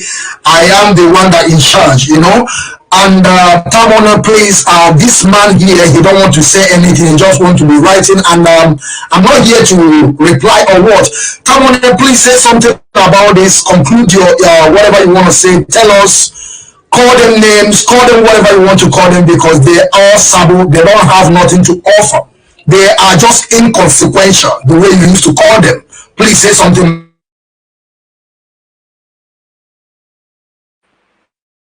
Yeah, thank you, Mazi Okechukwu. I don't know why we spent the last 6 minutes talking about yet another inconsequential saboteur. I don't understand why. Because see all these people, you've put the number out there. If they are willing to call and if they have something to express, they will call. You don't have to beg them to call. Like I said, I think this was the same thing that you asked me before about these elders, and my answer still remains the same. It's stupid of me to even blame the elders 100%. After all, a king that doesn't have a people, can you still call him a king? You can't call him a king. He's a king. A king will always have subjects, isn't it? So these people, if they don't have equally, whether I want to call them useless, stupid, inconsequential, if they don't have equally useless, stupid, and inconsequential followers, like one person on our comments, it's Damsky Johnson threatening me openly, saying that they will have to straighten me. It's as if maybe because when I call my name Tam Notoya, I don't call my surname, then maybe he thinks that I'm just like that fat one with the big eyes that is coming to do Niger Delta. Maybe he thinks that I'm just I don't call my surname when I call my name, because everything that I do for Biafra, I want to do it on my own merit. I don't want to do it because of whether if I'm from whatever or not. I want it to be me, and I want it to be untainted by any other thing. So all these people that are there is Damsky Johnson, you that is ready to pick people out to form Niger Delta without fully considering, do we have other ties? Do we have a family without thinking of the essence? Why are you trying to form a nation? You're telling me I am a disgrace to the Ijaw nation. Why are you trying to form an Ijaw nation when there are Ijaw people in Lagos suffering? There are Ijaw people in Edo State. They are, according to our sister now, I'm hearing that we are even one of the Aboriginal peoples of Edo State. There are Ijaw people all over the coastline of the Atlantic. There are Ijaw people in all those places. Even Sowore today is an Ijaw man. You have not gone to look for all these people to come and to find your family first. You're telling me about Ijaw nation. Do you know Ijaw nation? Do you know about family? Do you know what it means? Nigger Delta. And that's why you're a nigger. That's why you think like a nigger. And I don't have time for you and all this rubbish.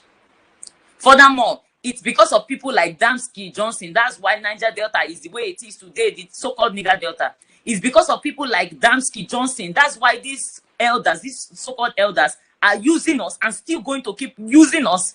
If not for IPOB, maybe that would have been annihilated by now. It's because of people like Damski Johnson. That's why where our mothers pee in and shit in, they still go there to collect water, to eat food and bathe. It's because of people like Damski Johnson. That's why elders can stand up tomorrow and tell you that in a place where there is no road, there are no good schools, there is no good health infrastructure, they want to contribute 500 billion only for an election that is still 3 years away. Not minding about the fact that they are killing people and scattering their body parts in farms. Not minding the fact that they are raping women. Imagine a man that he cannot defend his woman. He cannot defend his daughter. Woman is the essence of God. Yes, man is made in God's image, but woman is the essence of God. That's why the sons of God, the angels, when they saw women, they were lost because of how God specially created women. Our elders cannot protect the women. They cannot protect the women. They cannot protect the women, and they are going to. They are already taking their place as men, and they are being treated as women. They are slaves. That's why, and we have bigger slaves in their followers. AKA is Damski Johnson, useless person. Whoever you are, whether a man or a woman, I don't care. But if you don't have an essence as a human being, if you cannot look for dignity to stand as a human being, and you are here coming to talk, do you know what it means to be a disgrace? Can you define disgrace? Someone that cannot stand, they gave you nigger. You agree to be an animal in a jungle, and you're coming to talk to me about it. Do you know what it means to be a human being? My people, all these things are happening with our elders is because our youths have kept quiet. So we cannot 100% blame the elders. The youths are the reason, because if a king, I'll say this again, if a king does not have subjects, where is he a king of? Is he a king of nowhere land? It's only when you have people to follow you, that's when you can. And that's why our leader, Mazi Nnamdi Kanu, is who he is. Because of the faith that he has in us, the same way, vice versa, the one we have in him, and he knows that he's 100% and unwavering. And once again, I would like to use this opportunity to proclaim my unwavering support, my unwavering faith, my unwavering fealty to Mazi Nnamdi Kanu and the restoration of the sovereign state of Biafra.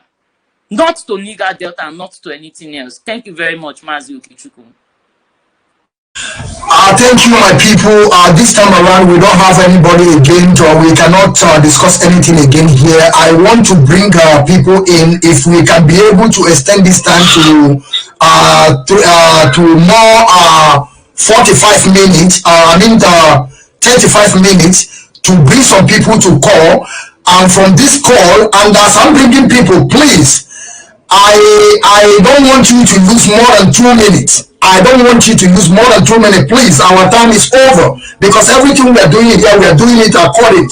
We are not these buffoons that will just come on media and be talking about. No, I want you people to use only 2 minutes, and our respondent will use only 1 minute. When I call you, please, Darlington, or Sophia, Tamonotone, Idudu, or Ikenga, please, I want you to use only 1 minute to answer the question, please. So that we can be able to take almost 10 people. If we can take 10 people, it's good.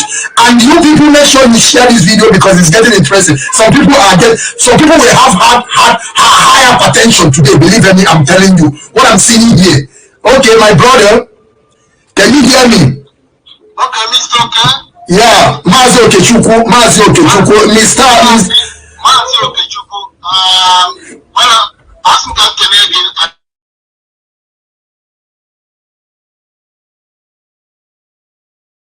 Can you people hear him? On your mic because he's talking through you. Oh yeah. My brother, repeat again because I mute my mic and then I forgot. Please, sorry. Yeah. You're right, my brother. Yeah, okay. I said, Mazi, may God bless you. You see? May God bless you. Your type is the kind of people we want in our Biafra land. You have been doing a good job. My sister, Tamina, our brother, Kenga, and Wasofia. Some of you are very nice people, and I can see the Biafran life is shining upon your faces. I am from Owerri, the capital of Imo State, and my compound is close to Emmanuel College. That was my school. That new road, the place that we used to enter bus to Lagos State. I'm from Wafo, but I'm based in Germany here, Bielefeld. The first thing is that I want to tell you, Mr. K, because I saw your number. Sometimes I've been trying to get you. Today, it's an opportunity for me to call you.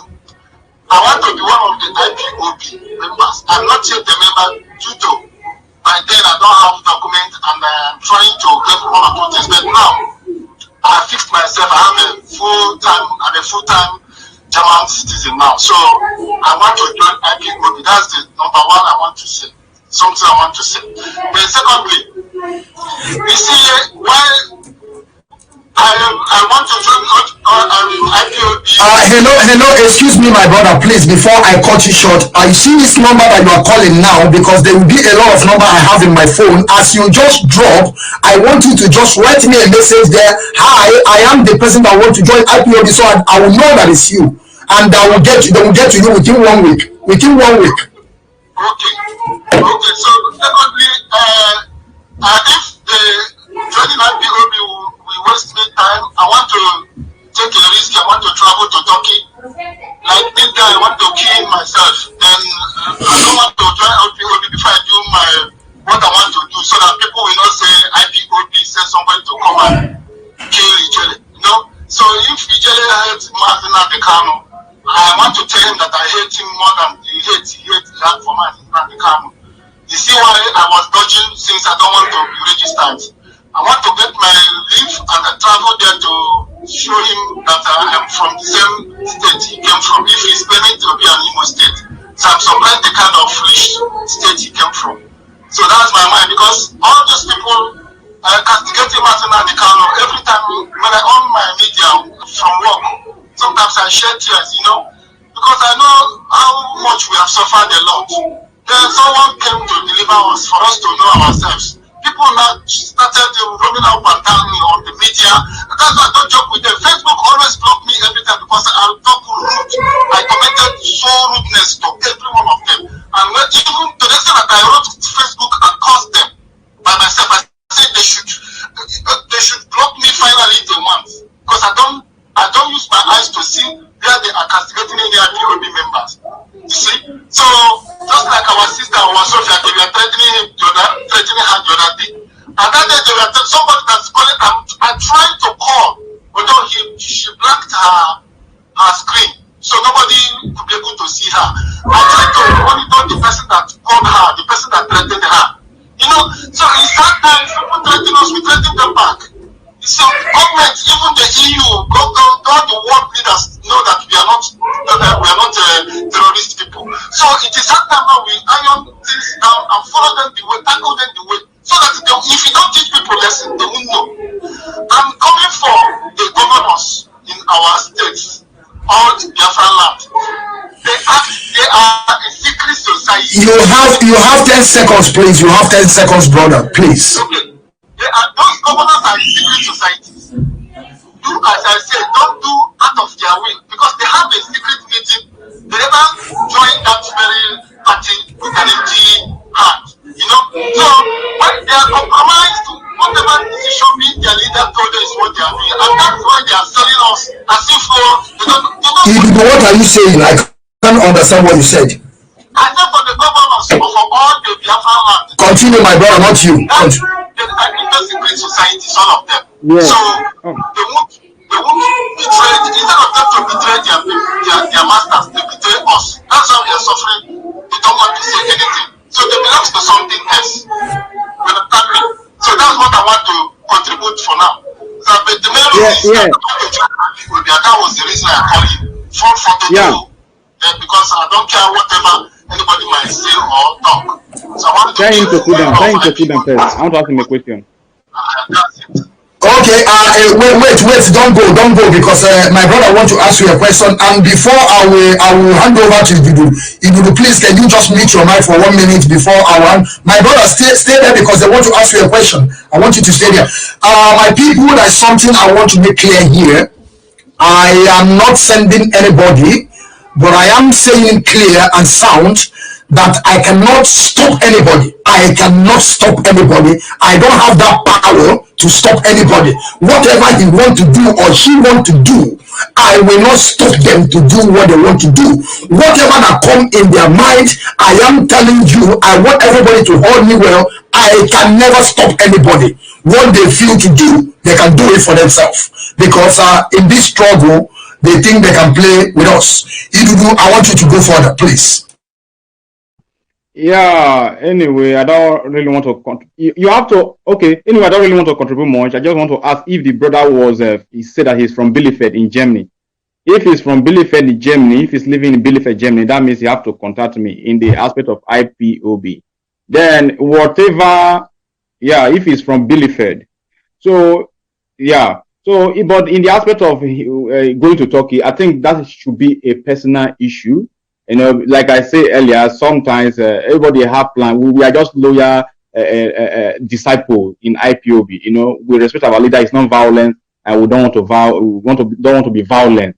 Although if they push us to be violent, we will give them the result of the kingdom of God that suffered violent. That only the violent one will take it by force.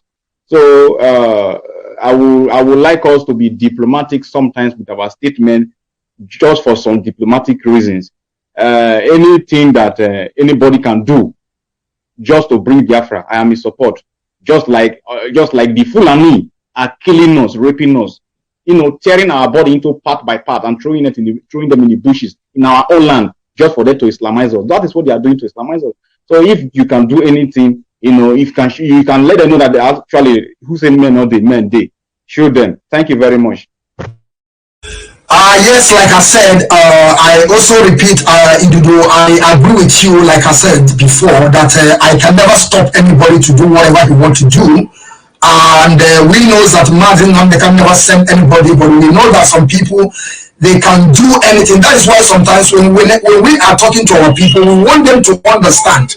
Whenever you are abusing Mazi Nnamdi Kanu or you are abusing the Mazi Nnamdi Kanu family, you're supposed to also understand that some people that we cannot wait the order of Mazi Nnamdi Kanu. And there's a lot of people. That is why we're keeping telling people, don't think that when something happens, it's a Mazi Nnamdi Kanu that sent people. There are some people that they are seeing the parent of Mazi Nnamdi Kanu as all. There are some people that are seeing Mazi Nnamdi Kanu as the God of today. So there are some people that can take law into their hand. That is why we are telling people, when you are saying something, just keep on what you are saying. Don't be abusing all the whole families. You understand? And I have a call I have a call here, you know. I have a call. I don't know. Let me bring him in, please.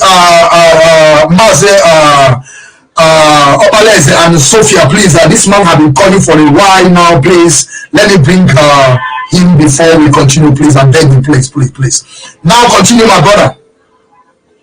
Yeah, my brother, good evening. My name is Kelechi. I'm calling from the zoo. You have only 1 minute. Only 1 minute you have. 1 minute. It's all right, my brother. I want to appreciate you people and what you are doing. In fact, I think this thing coming together with this platform like this is, I've been expecting this to happen for a long time now, but I'm very happy that I can see at least 6 of you coming together in a platform like this to inform our people, to educate our people. I think it will be good if you'll be doing this at least once in a week. I want to also encourage other Facebook that our brothers that broadcast the Facebook to come up like this.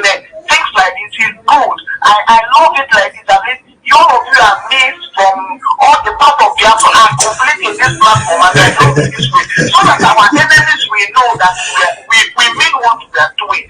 We make more, we are saying. In fact, I just want to appreciate you for what you have done, and I'm very happy to have all of you, my brothers, my sisters. We are very happy hearing from you this evening, because this will say the people to not sabotage that are working, talking gospel and backyard. We mean business. At this time, we mean business. We don't care what is. We got nothing to lose anymore. We got nothing to lose. Our mothers are being killed every day. Our brothers and sisters, even those who travel out of this place within West Africa, they are not safe. So we got nothing to lose. We are waiting for the day that our leader will give the last order. Let the air loose. Let everybody move. And we are prepared for this. If this has been, if the enough is enough. In fact, I am very happy. Please, if you can come up with this program at least once in a week, yeah, I will appreciate it more, my brother. God bless you. Thank you very much, my brother. Thank you very much. We are coming up every week. Every week we are here. Every Saturday we are here to discuss with our people. And Mazi Oleze, what do you want to say? Just brief, 1 minute, please. I have a call.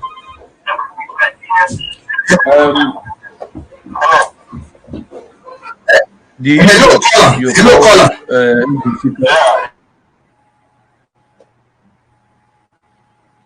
The idiot you call Ezosika is no longer typing. Let him continue typing. Now let's see. Ezosika does, all right again.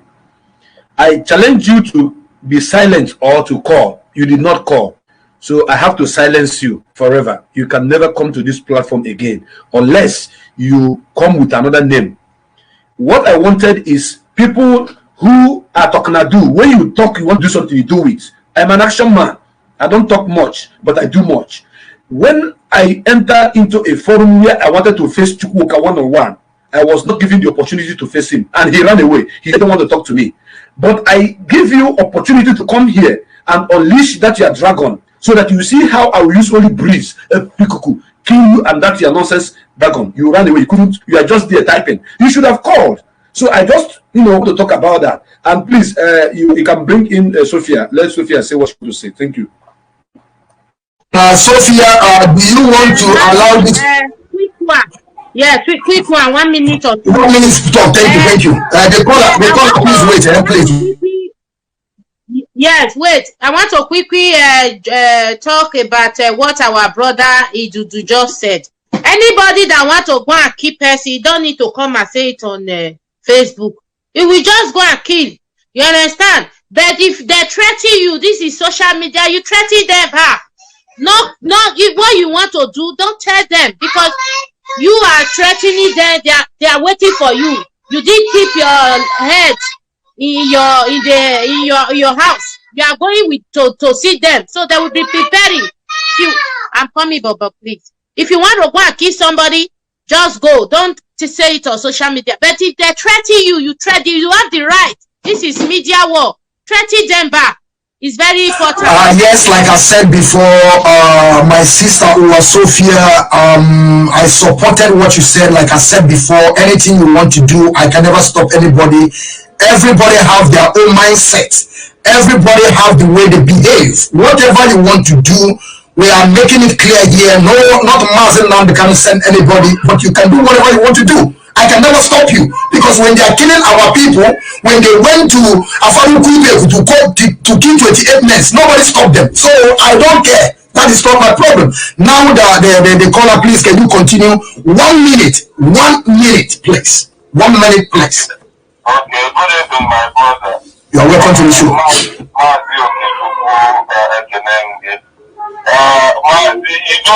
I greet you. We are you in Stuttgart last year with Mazi Nnamdi in process.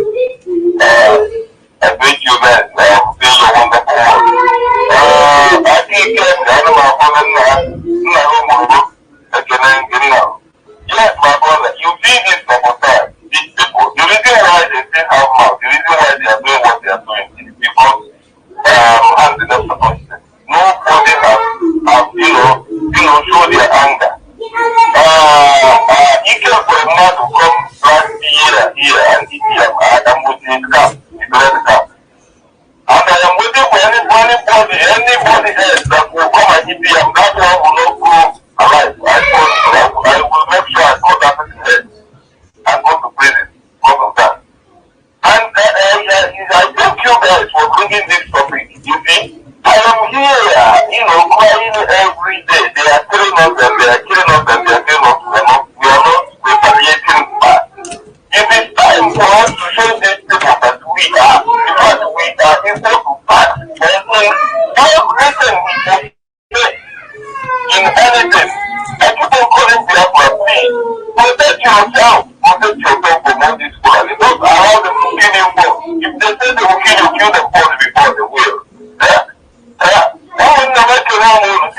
Every time I am crying here and these people I can look at the video which on Facebook. We are the company, the people we are calling our elders again. We are sharing money on Facebook. And these are the people we are looking at. We are supposed to be the leader we are supposed to listen from. And this is what listen. We don't have any leader in Biafra. My brother, 5 seconds to conclude because we don't have time no more, please. I'm sorry to hang up. Only leader we have is leader under IPOC. That's the leader we have. So my brother, thank you, man. But you will come and bless you. He said, my people are getting off my phone because no. It's over today because some of us will have a family. I off my phone and now I'm bringing this program to the end, but we have to listen to the last voice, what we are looking forward to see in future, our motherland, the nation Biafra. My people, my comrades, I greet you all for being with us as we are here today. I thank you very much, and we are promising our people that this is going to be every week, every Saturday, 4 o'clock Biafran time. We have to be bringing this, having interaction with our people. But now this is the end of this program. Let's listen to the national anthem, and all of us will I think Sophia wanted to say something quick. No, I wanted to say bye-bye. You want to say bye-bye? You will say